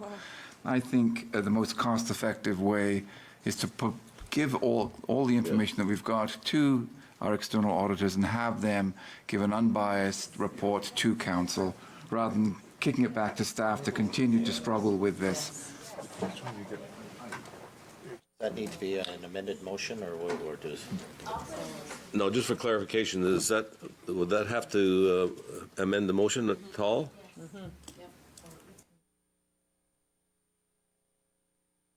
Maybe what we should be doing is, never mind the motion, just bring all the data together and bring it forward and let Deloitte or whoever look at it as direction within 90 days. In the motion. Okay, I have no problem with that. Could the clerk assist me with drafting that motion? It's going to be 2 lines. You want this as a friendly motion to the amendment to the one that you've already got? Okay. Yeah, I have no problem with that. Sorry, Jeff.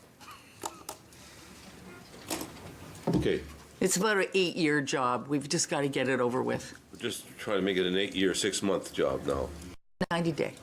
It'll be 6 months. Okay. Do we all understand the motion and the change or the addition? We have a mover and a seconder. All in favor? Oh, I'm sorry. I apologize. I apologize. I was trying to. Councillor Parrish said to move this quickly. Okay. Councillor Pelleshi, sorry about that. Apologize. Thank you, Mr. Chair. No problem whatsoever. So is it my understanding now that Councillor Parrish is withdrawing her motion? No. Okay. Okay. I'm amending it. You're amending it. So I think the gist of the motion is premature.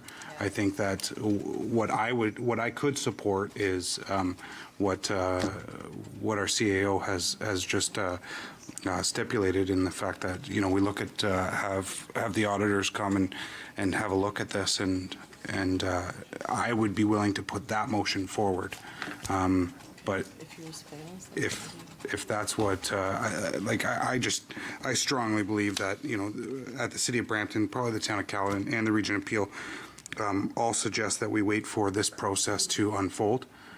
We understand that it's taken a long time, but it's premature. You're putting the cart before the horse. You're not knowing how much something's going to cost, and you're basically setting forward the path of what you want to effectively achieve. So I'm willing to defer this Councillor Parrish's motion and or put the motion of the auditor to look at and report back to Regional Council. Okay. So just to know, are you asking for deferral? Doesn't deferral supersede or whatever? Okay, we have a motion to defer. I need some guidance here. Councillor Pelleshi, are you asking the motion that is with the friendly amendment for the financial information, the entire package to be deferred? Or are you asking for the original motion? So you're asking for there to be a break in the motion? So separate the amendment. Separate. Defer the previous part of the motion. And carry on today with the second part. So the deferral, first you have to ask for the motion to be split. So we need to vote on the motion to be split. And then second, once the motion's split, then it's the deferral.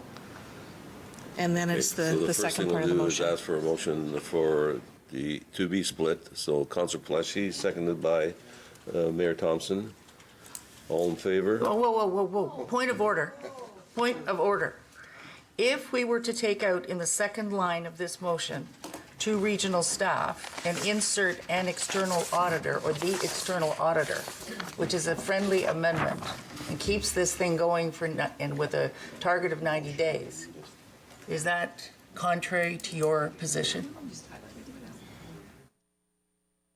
Effectively, Can we see yes. the whole motion on the screen? Yeah, all you have to do is put the motion up, take out regional staff, put in external auditor.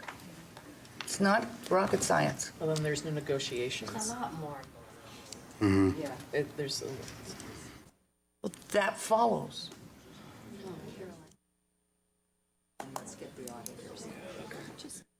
You may want to take a look at regional staff to direct an outside external auditor.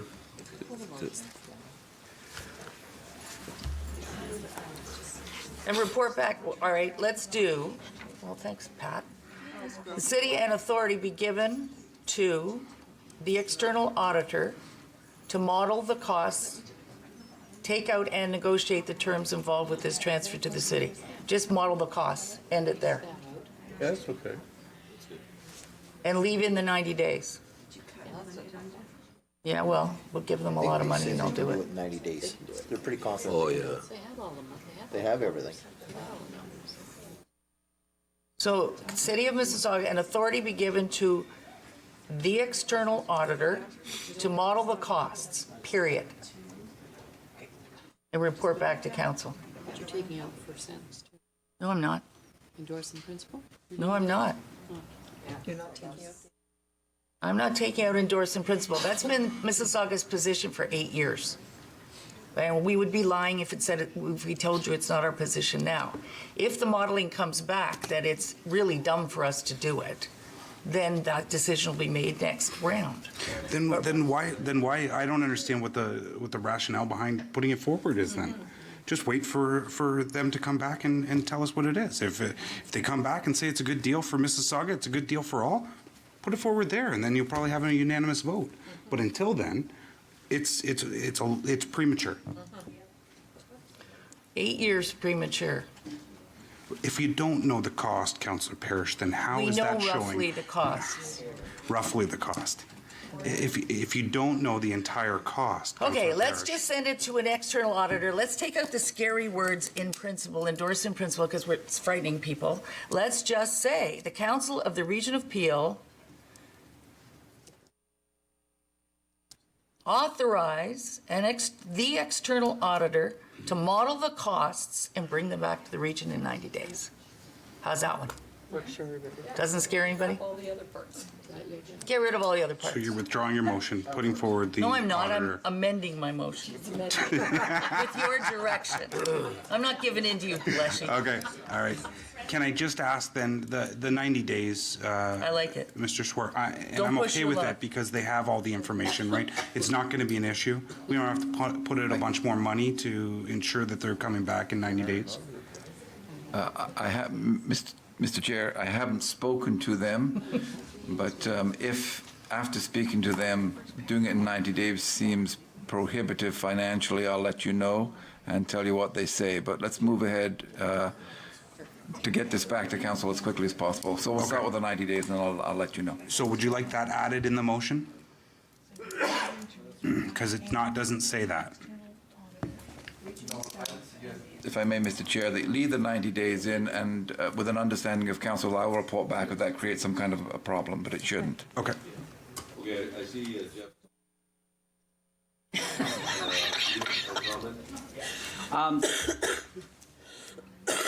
I think there still needs to be something where the city and the region have to work together. You can't just have the auditors take a look at the costs that the region has produced. Because if the work is being devolved down to the city of Mississauga, there may be some changes in service levels, some union implications. I really don't know what else is in there.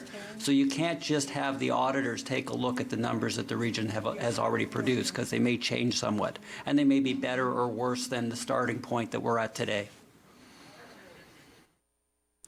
So Mississauga doesn't know all the implications? So, Mr. Chairman, Jeff's right. It is a very complex issue. And the first thing we need to do is set a date and time as to when any change would happen so that we can then model around that date and time. So the best suggestion I would have is that added to this resolution is that the second paragraph, that the resolution be sent back to Mississauga, Brampton, and Caledon, ask them to endorse this and direct their staff to work with the region's auditors to bring this back. Because technically speaking, city staff cannot take direction from this council. Okay, that sounds good to me. I'm good with that. That's satisfactory? It is. Okay, is that satisfactory, Councilor Pelletier? Hey, okay with me. Okay.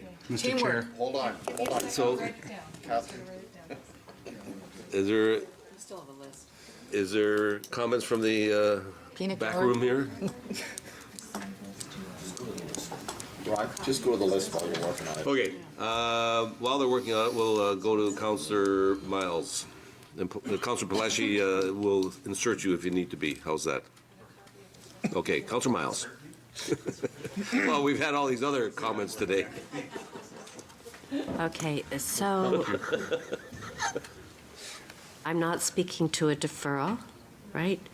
The original motion is gone. It's been withdrawn, and the only thing that I'm speaking to is that we're going to finally look at the numbers by an external auditor, and then it's going, and our staff are going to be asked to participate. You need to take this out. Yeah, come back in 90 days. Okay. So just, I absolutely agree that this is premature. This really isn't about just the Region of Peel and the City of Mississauga. This is about all three municipalities, and we all want the same thing. We want to provide the most cost-effective, efficient service to our residents. Up until now, yeah, this has been going on 8 years. But the reason it's been going on 8 years is we've never came to an agreement or a consensus on it. And in fact, when the numbers the first time came back and showed without a doubt that it was going to cost more to transfer the service to the municipalities, the report got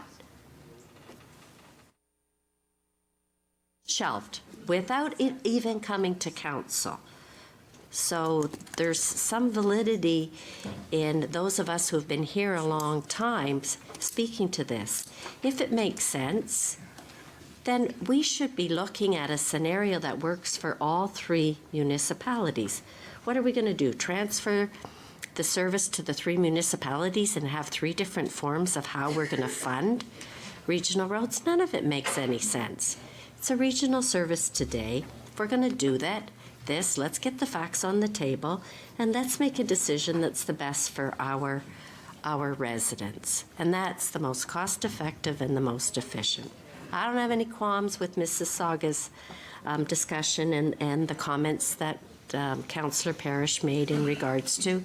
That's what they're looking for. We're all looking for that. So let's work together.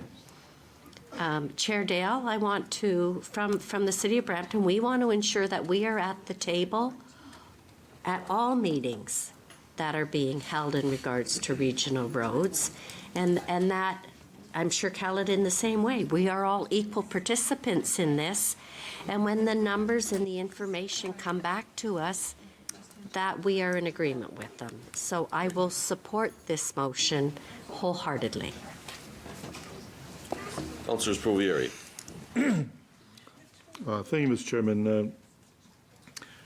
Just a question to staff on this. I understand Ms. Saga's desire, and obviously the cost will be a major factor in the decision. But there may be other issues that we need to also know from when you report back as to whether there's any other problems having this transfer occur. If it is cost efficient for Mississauga, will it cause any operational problems between the city and the region, or are the service levels inferior on the regional roads than they are on the city roads? These are important questions that need to be asked, to be answered, because that may be the motive why Mississauga wants to take over the service, because maybe they feel that the service we're providing on the regional roads is inferior to the service they're providing on their city roads. If that's the case, then I can see the reason why they want to take over the service. But I think we need to know exactly what the ramifications are.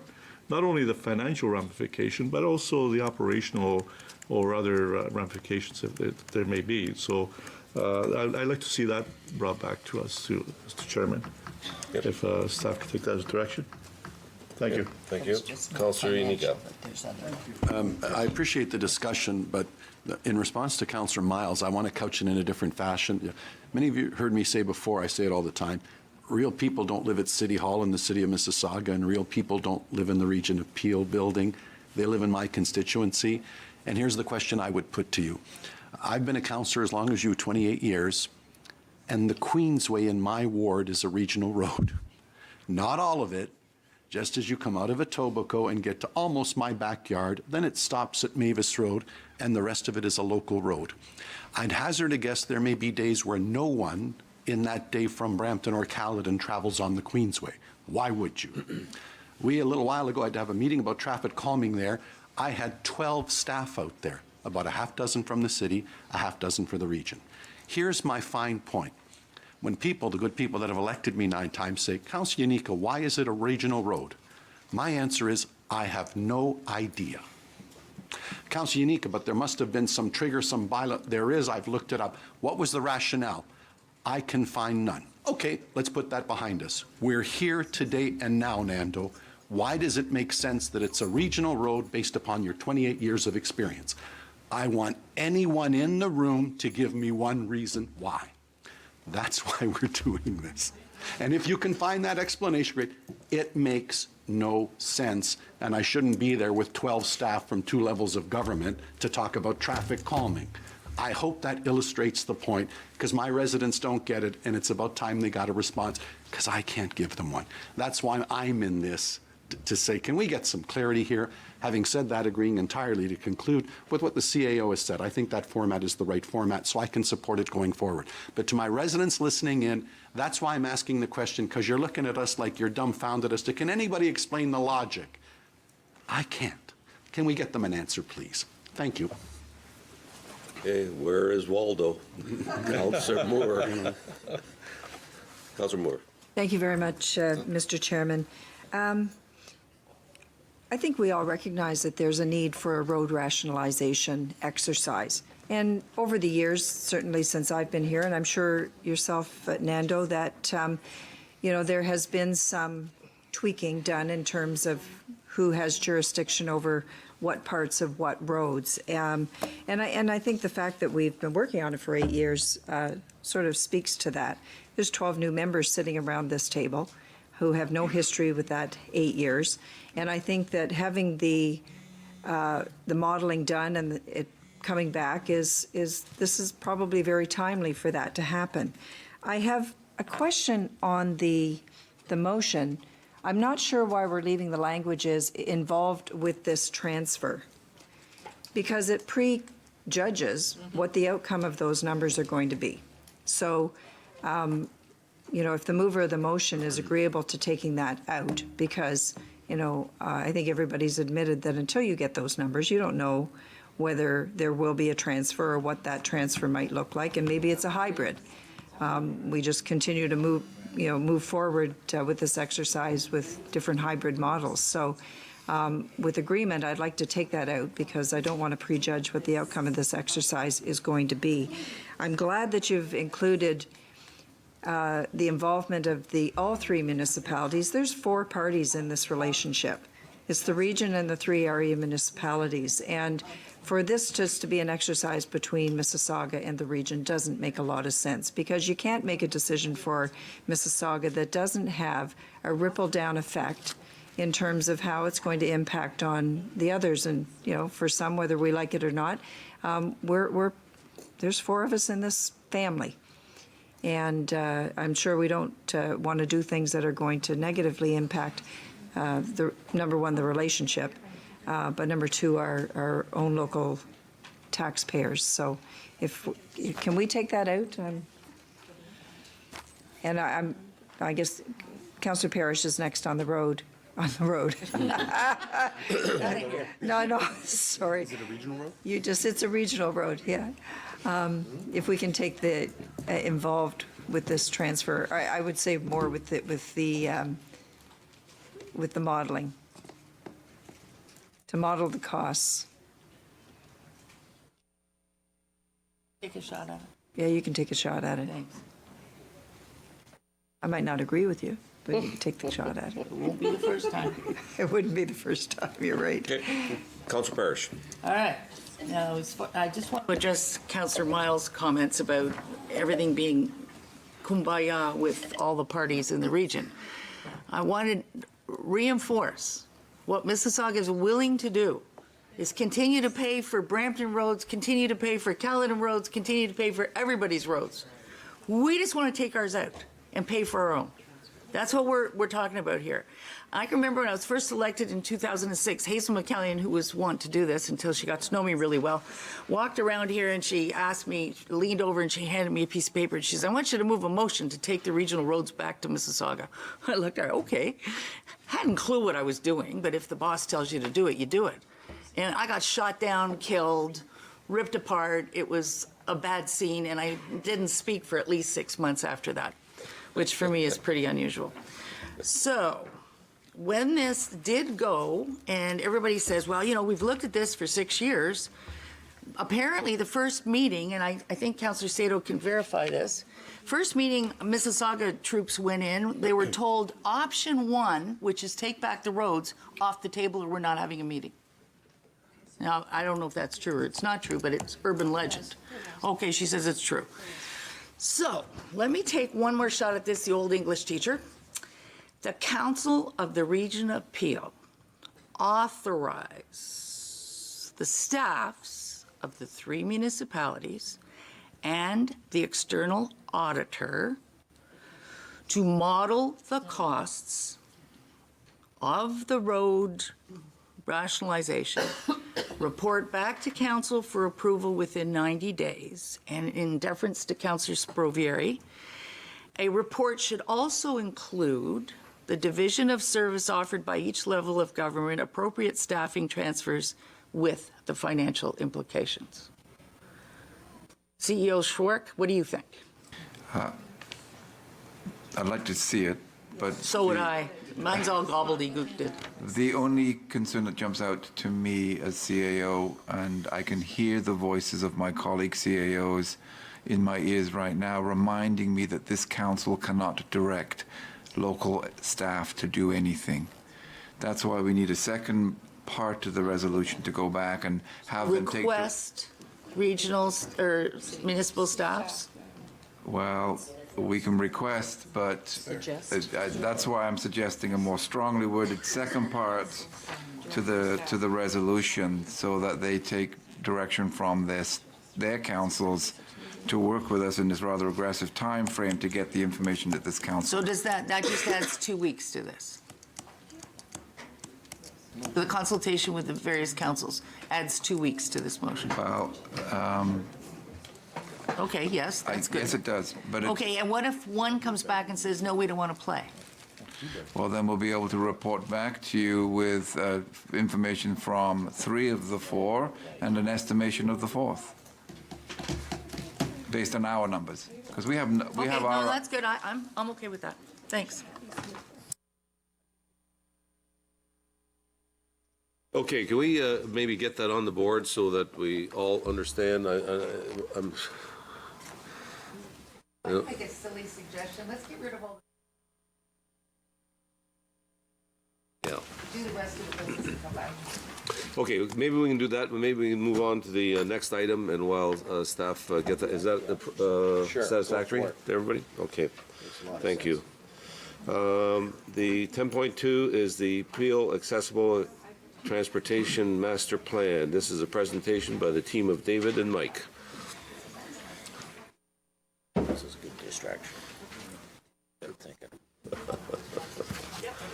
Because I got the mouse. Yeah, that's good.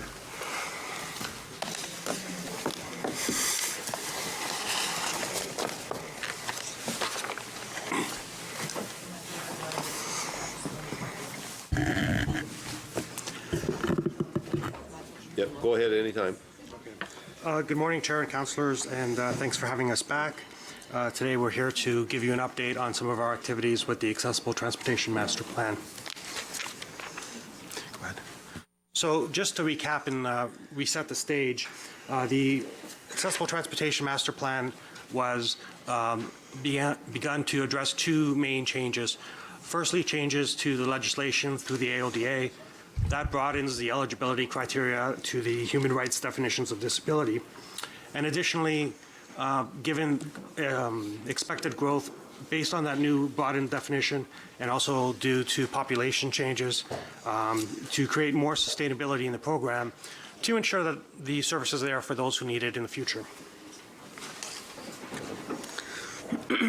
So we wanted to reiterate that this is not a new project. It's been underway since 2012, and we've done significant background work already, including extensive stakeholder engagement and outreach initiatives. And some of the key milestones are described in the council report that's being submitted for today. Just a brief recap. Current TransHelp service is limited to persons with physical disabilities. And beginning in 2017, the service will expand to a broader definition of disabilities, including both mental and cognitive. And amongst many of the changes coming, one of them is the move to an integrated transit model. So as part of the planning for adopting to this more integrated transit model, we piloted a small program called Home to Hub. And so currently, all TransHelp clients travel door to door, but in the future, certain clients that are deemed able could travel on an integrated system. So in the pilot, clients were picked up at their home by TransHelp and delivered to a transit hub, and then boarded a conventional bus or train and continued on to their destination. And then at the end of the day, or wherever they were going there, it was reversed, and the conventional transit vehicle returned them to the hub where a TransHelp vehicle was waiting for them, and then dropped them off at their home.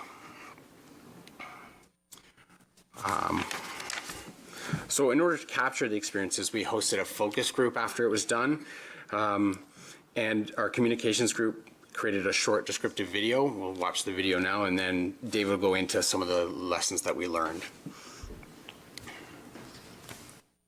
It's queuing up.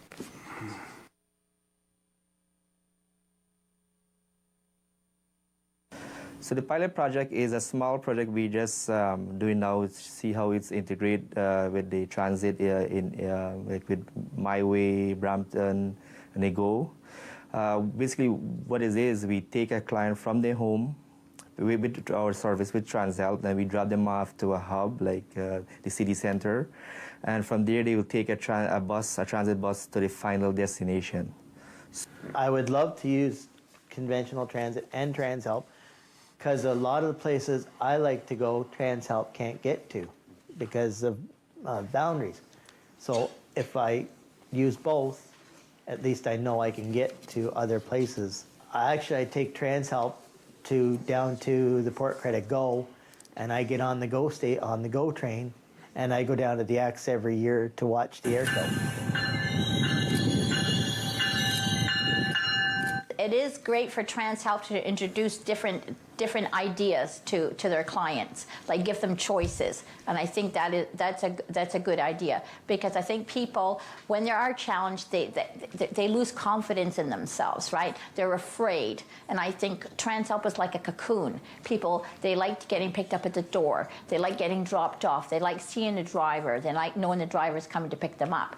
Then when you venture out the door and you're on your own and you're going out there, they kind of feel like withdrawn and things like that. But once they get out and experience it, because I have taken a few of my friends on the transit and shown them what freedom can be like, that you can come and go as you please. You don't have to, decide the day before, or do I want to go out tomorrow? Oh, I have to call TransHelp by a certain time. So I think it is a good idea, for TransHelp clients to, use both.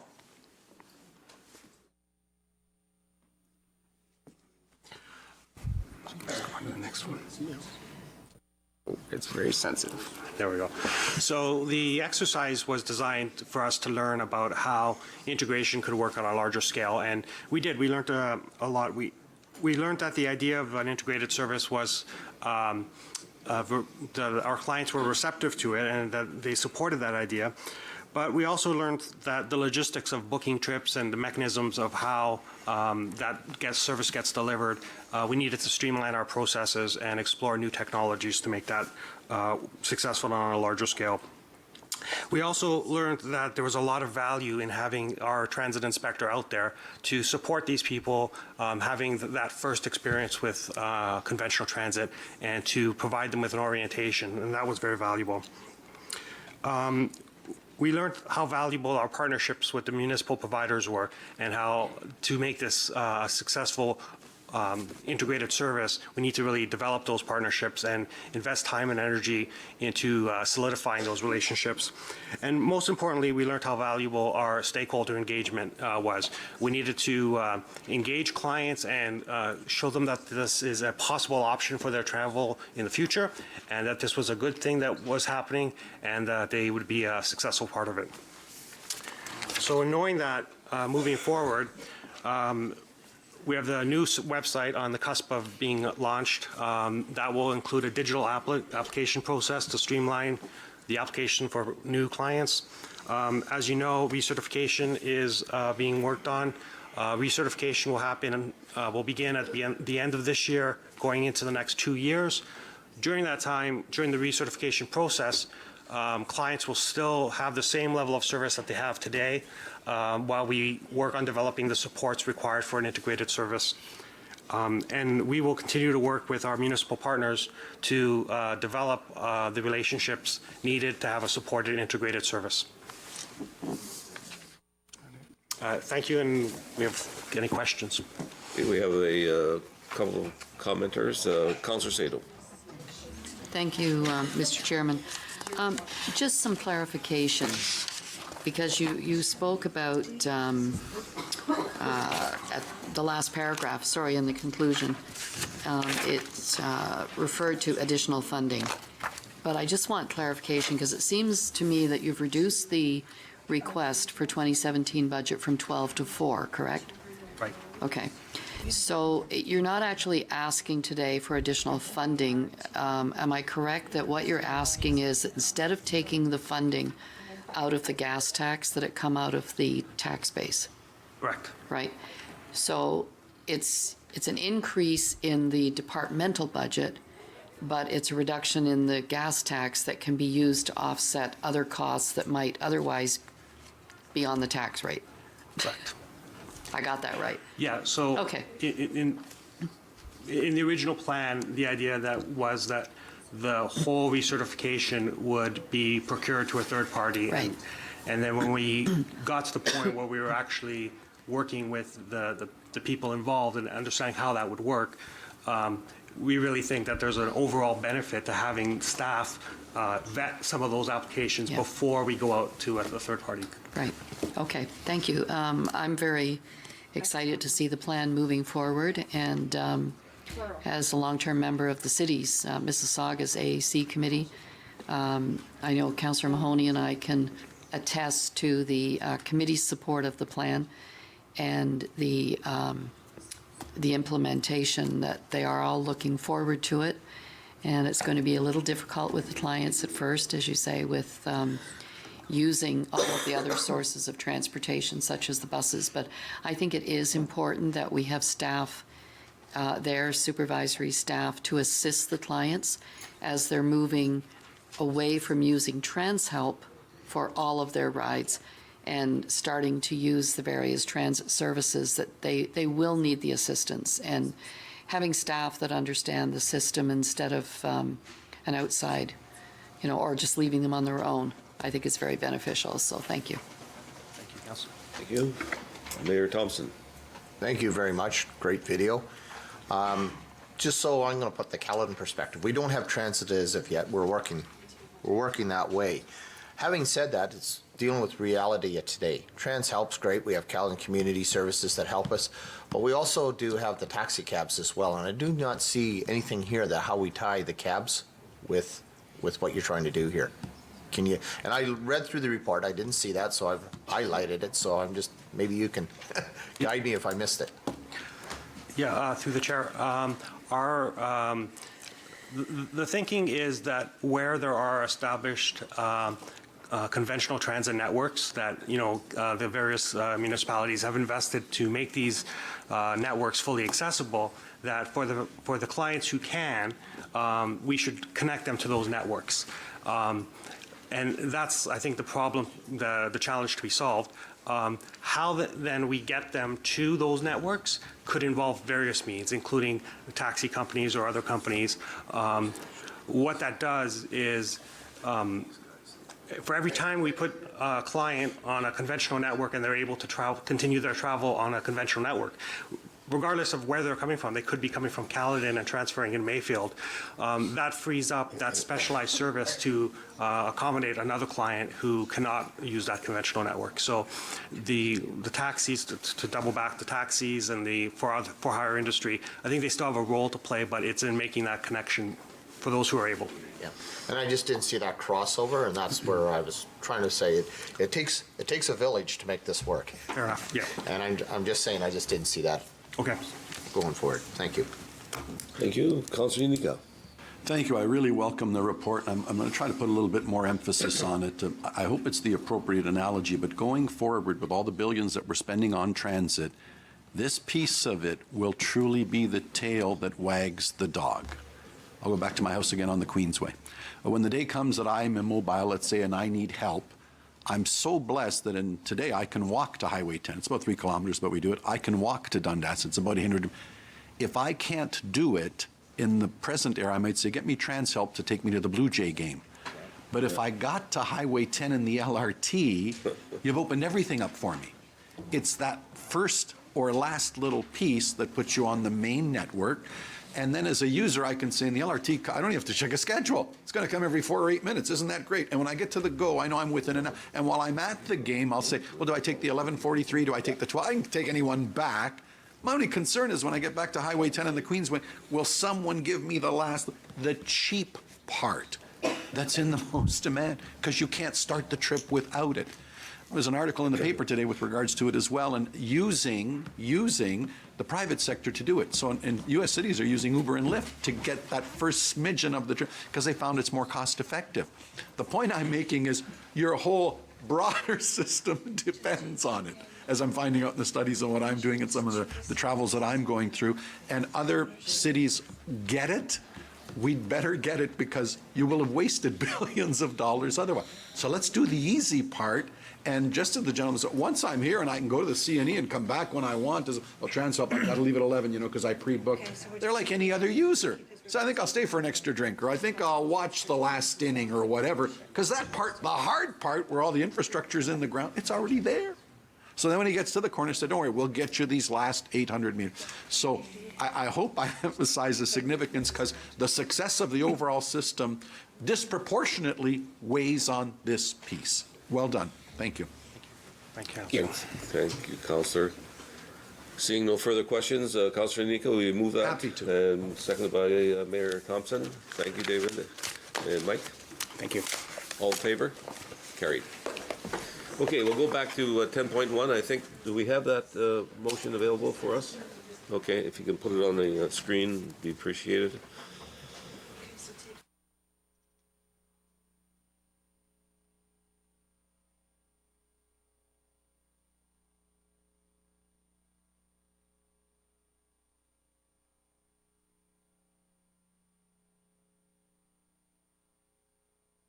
Much for vol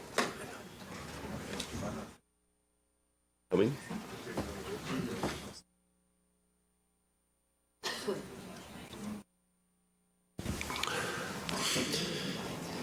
Okay, we have the simplified version.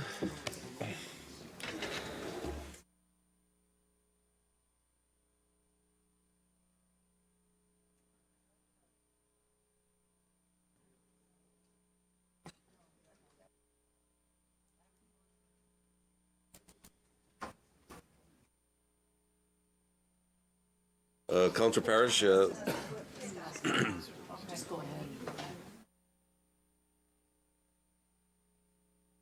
Councillor Parish, Councillor Thompson, is this motion satisfactory?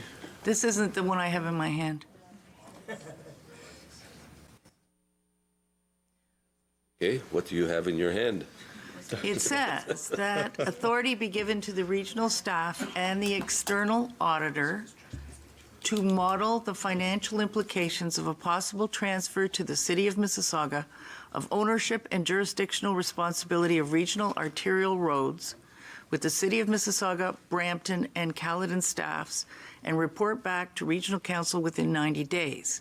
And further, that a copy of this resolution be sent to the local municipalities with the request that staff be authorized to work with Deloitte to enable Deloitte to produce the report in a timeline provided.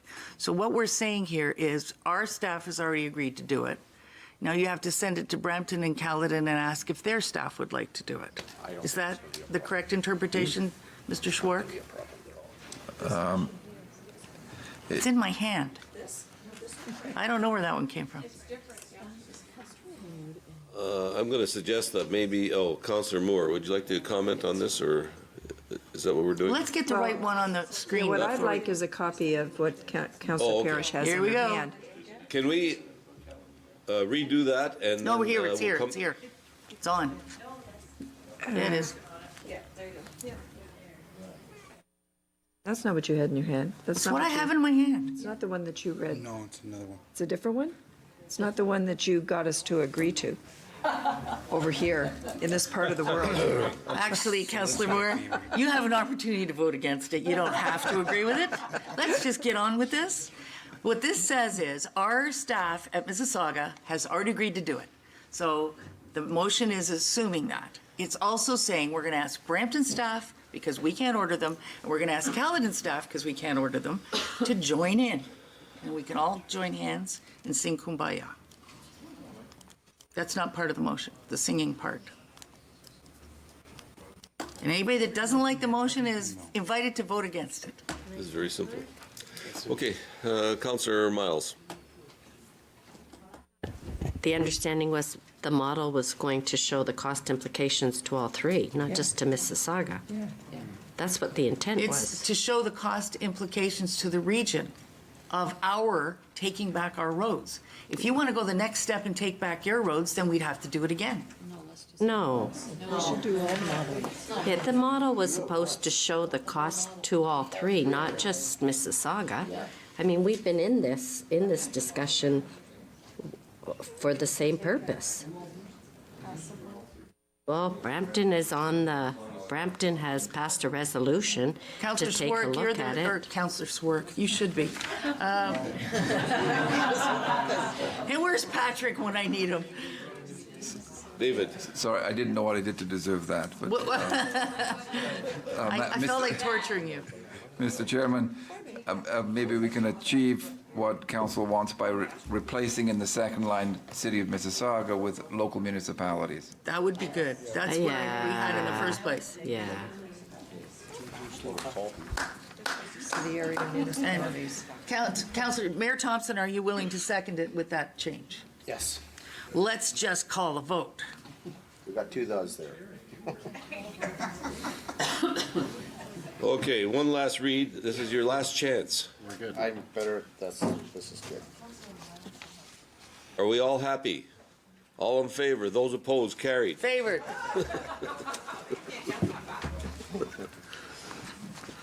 Okay.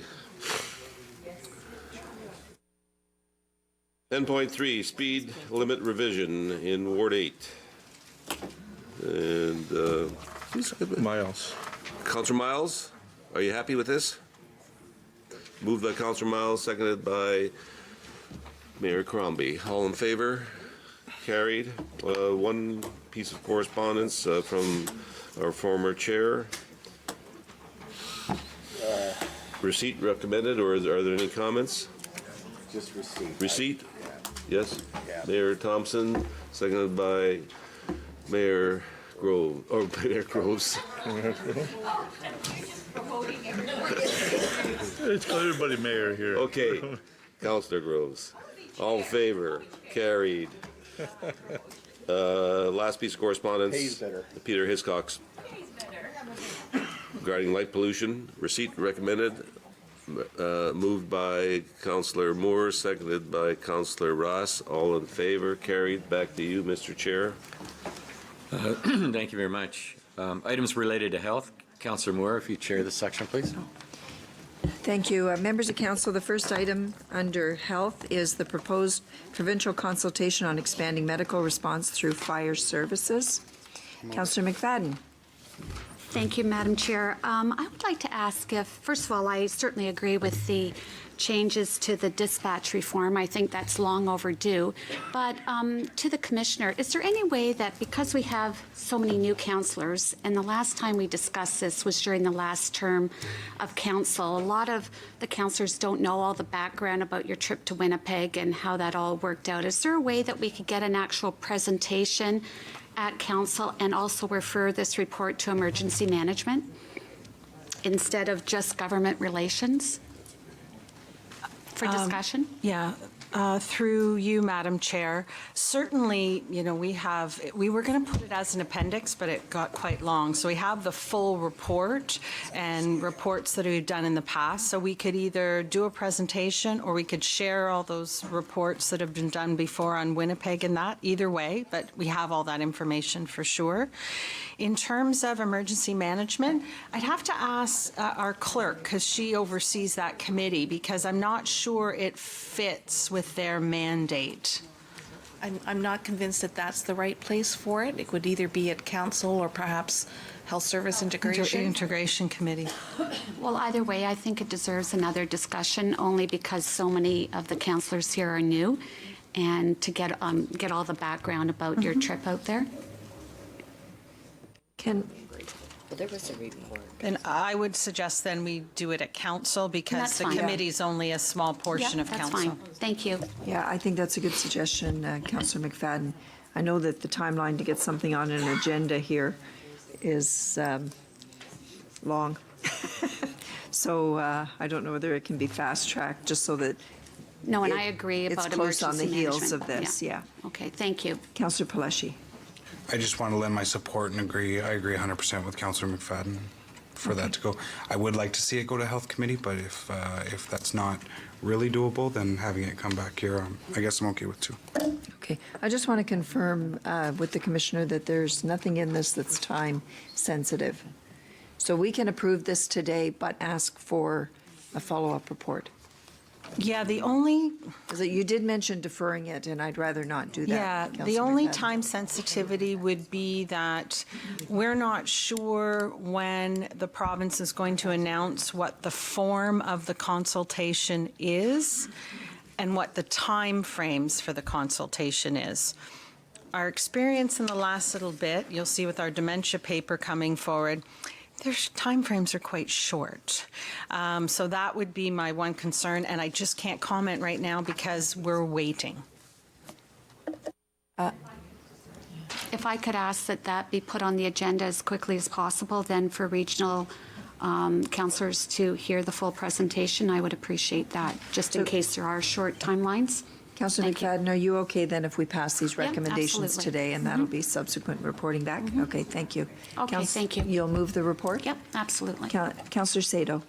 Thank you, and I was going to speak to the fact that we do need to pass it today, Councillor McFadden, because we are being asked by our paramedic service to push for the changes in the dispatch system that the province is looking at right now.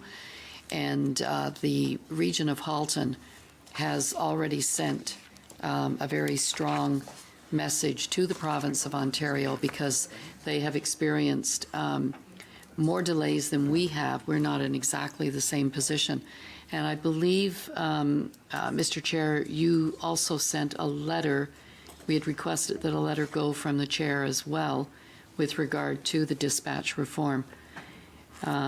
So I think it is very important that we get that message across. The issue of the service, the provision of the service that we debated last term of office at the Emergency Services Committee really is not the issue that is here. It is to a degree, but my understanding is that by approving this, we are not closing the door to reviewing the previous decision of council to not proceed with that.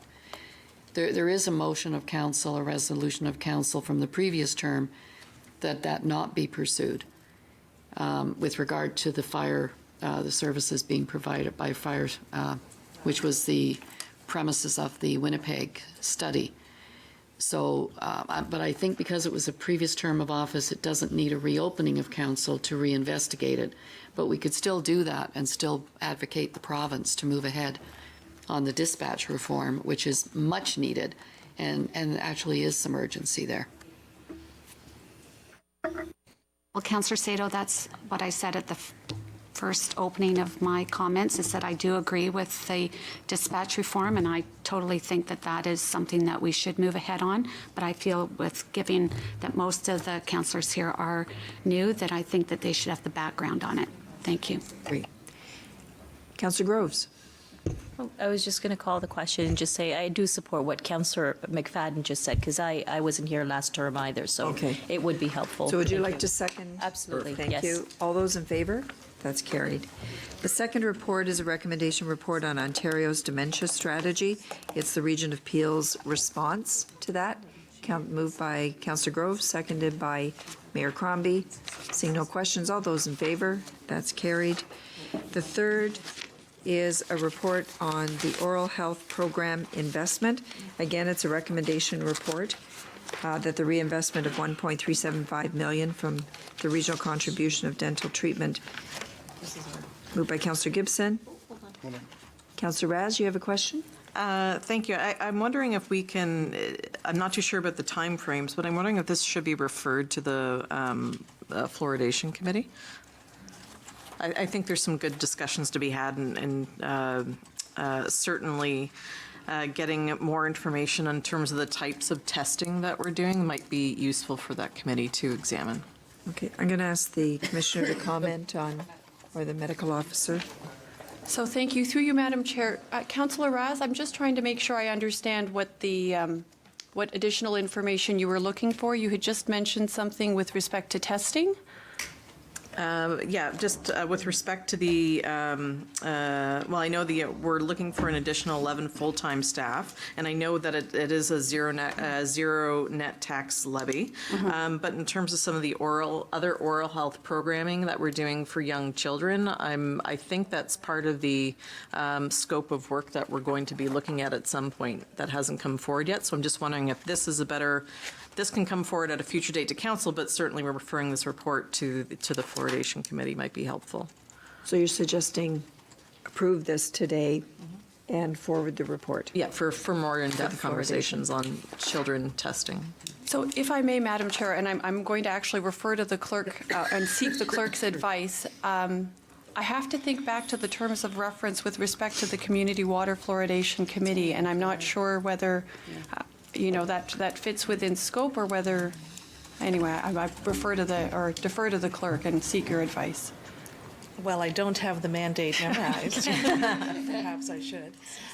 What I would suggest is that if we need this passed today, which I believe that we would prefer if that was done, then refer a report, just like we did earlier, refer the report and the information and the actual resolution to the Fluoride Committee, and the committee can make the determination if that's within their mandate to continue to investigate or not.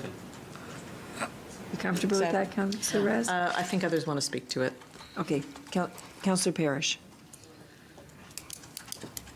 One of the things that the fluoridation, whatever we call it, committee is looking at is the fact that we only test about 19 schools out of all the schools in our jurisdiction.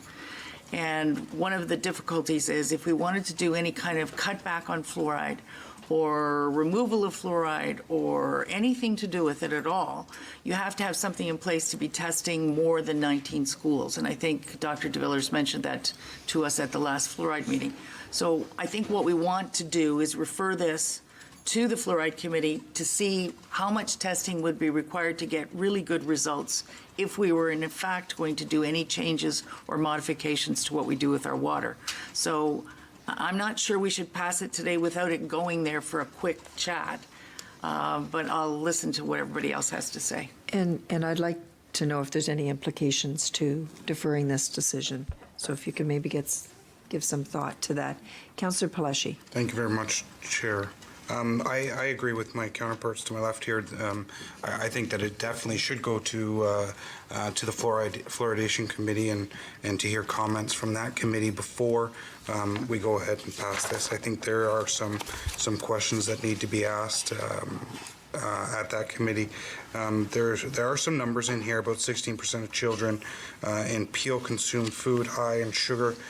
More times, 11% of children consume sugar-sweetened beverages. I'd like to understand, how many of those 16% drink water. How many children in Peel drink water? If we have the ability to tell how many kids drink sugar-sweetened beverages, then I'm sure we have that. Hopefully, those stats somewhere. And I'd like to see what would that look like if we removed water fluoridation, and then what kind of a reinvestment would we need to the oral health program on a long-term basis. So I think again I support this moving to the fluoridation committee and having it come back after that. Okay. Councillor Groves, I guess I'm kind of going to have to ask you to speak on a referral motion because it's been referred back. Oh, okay. So Thanks. speaking to the referral, I don't know that we need to refer this to the Fluoride Committee because this has nothing to do with fluoride. This really has to do with the region being mandated to provide treatment for these children. And I think what we need to understand is that a lot of these children don't have access to dental treatment, and if you read, I'm not going into the report, but really, if you look at the report, it's talking about the mandate that we have and the responsibility to provide the treatment. If those children don't receive that treatment, it affects them in every way. It's affecting how they perform in school, it affects their self-esteem, it affects a whole lot of other things. And so referring this to the Fluoride Committee, I don't think that that's a good idea to do that, because it really has nothing to do with fluoride.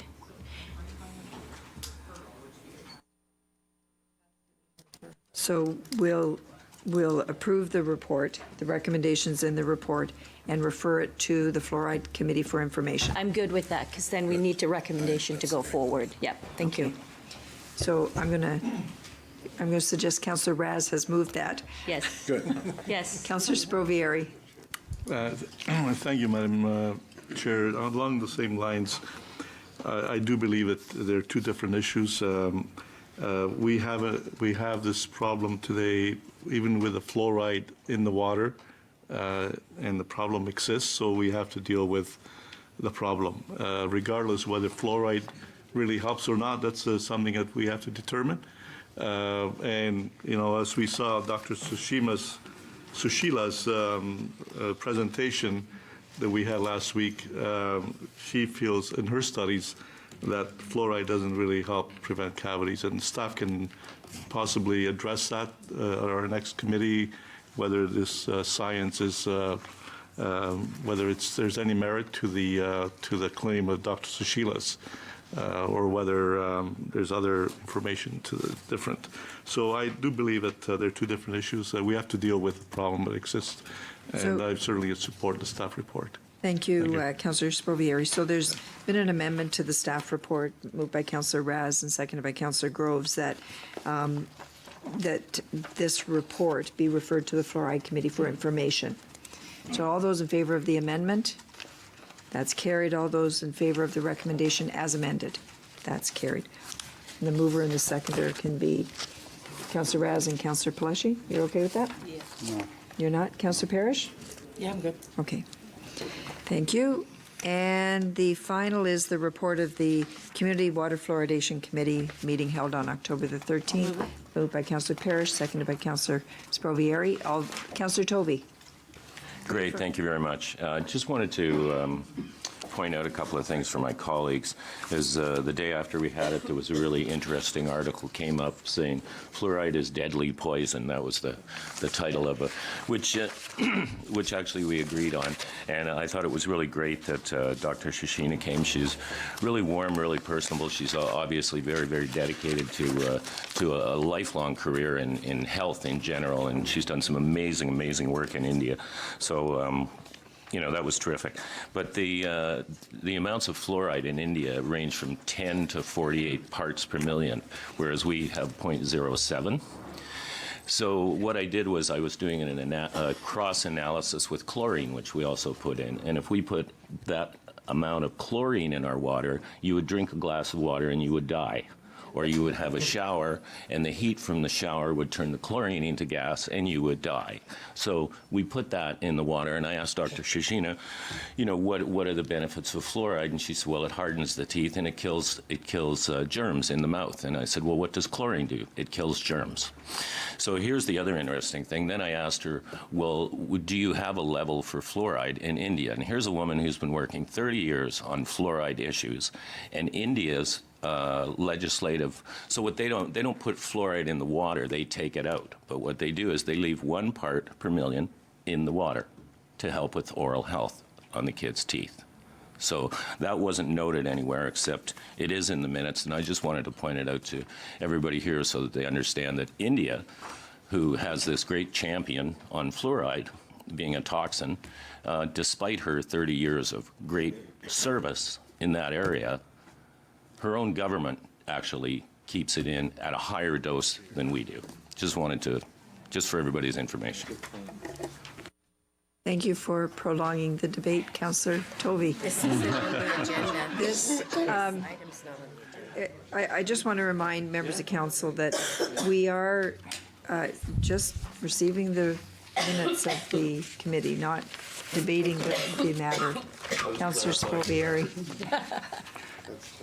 Well, yeah, Madam Mayor, Madam Chair, I think we have to read really carefully what Dr. Sushila said, and certainly we can discuss that at the committee next week. Awesome. Thank you. Thank you. It's been moved and seconded. All those in favor? That's carried. Mr. Chairman, I'll turn it back to you. Thank you very much. There's no other business. Notice of motion brings us to bylaws. Moved by Councillor Grove, seconded by Councillor Ennis, that the bylaw listed on Regional Council agenda being bylaw 49-2016 be given the required number of readings, taken as read, signed by the regional chair and the regional clerk, and the corporate seal be affixed there too. And that's with respect to the speed limit reduction on Regional Road 50, Highway 50. All those in favor? Opposed, if any? Carried. In camera, and we do have a number of in-camera matters to deal with, so I would ask that the chambers kindly be vacated so we can deal with this. We need a motion. All those in favor of a motion? Yeah, no, it shouldn't